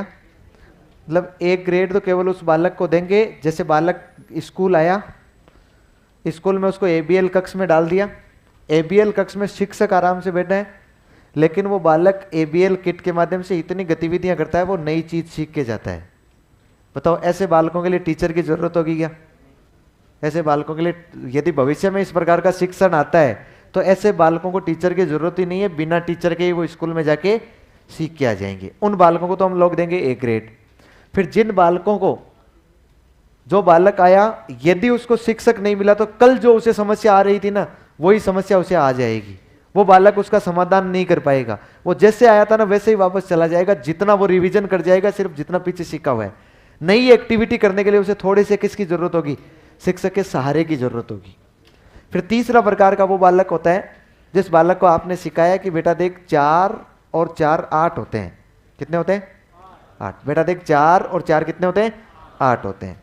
कितनी बार? 5 बार सिखा दिया। उसके बाद उस बच्चे को आपने कहा कि बेटा बता 4 और 4 कितने होते हैं, तो वो बच्चा कहेगा 4 1 2 3 5 7। फिर आपने उसको सिखाया बेटा देख ये 1 2 3 4, ये 5 6 7 8। हाँ वो कहेगा हाँ। अब बता बेटा 4 और 4 कितने होते हैं? वो कहेगा 1 2 3 और 9। हाँ। ऐसे बच्चे कौन होंगे? सी ग्रेड में आएंगे। फेल नहीं करना है। जिसे सीखने के लिए शिक्षक की विशेष मदद की आवश्यकता होती है। विशेष मदद की केवल ये 3 ही ग्रेड हमने राजस्थान में बालकों को दिए जाते हैं, ध्यान रहेगा। अब हेडिंग लगाओ SIQE का संचालन, या सॉरी इसका एक ध्येय वाक्य और लिख लो, स्लोगन और लिख लो। CC का हम लोग स्लोगन लिख रहे हैं ना, एक स्लोगन लिखा था सभी बालक सीख सकते हैं। SIQE का मान लो चाहे CCE का मान लो, वास्तव में तो CCE में आया था ये। CCE का एक स्लोगन था सभी बालक सीख सकते हैं एवं सभी शिक्षक सिखा सकते हैं। मतलब प्रत्येक बालक पढ़ सकता है और प्रत्येक शिक्षक पढ़ा सकता है।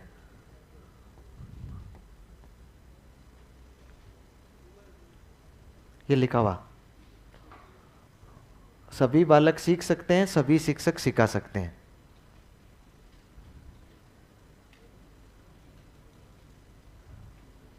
BA फाइनल और DLED फर्स्ट ईयर दोनों रेगुलर किए तो रिपीट करना, बिल्कुल रिपीट करना पड़ेगा आपको। दोबारा से BA करनी पड़ेगी यदि रेगुलर तो। हो गया? अब ध्यान से सुनिए। आज तो अभी आपकी क्लास 2 बजे से ही है। कल आपको मॉर्निंग टाइम की छुट्टी रहेगी सभी बैचों को। इवनिंग टाइम में आपकी 3 बजे से क्लास होगी। कल की बात बता रहा हूं मैं। कब की? कल की। कल यहाँ कोई बड़ा सेमिनार आयोजित होने वाला है, बड़े लोग आने वाले हैं, इसलिए आपको कल कपड़े धोने के लिए छुट्टी दी गई है। और कल कितने बजे से? 3 बजे से। और आज आपकी क्लास 12:15 एंड की जानी है, 12:15 पर, और 2 बजे वापस आना है। आज का टाइम तो सेम है, 3 से 8।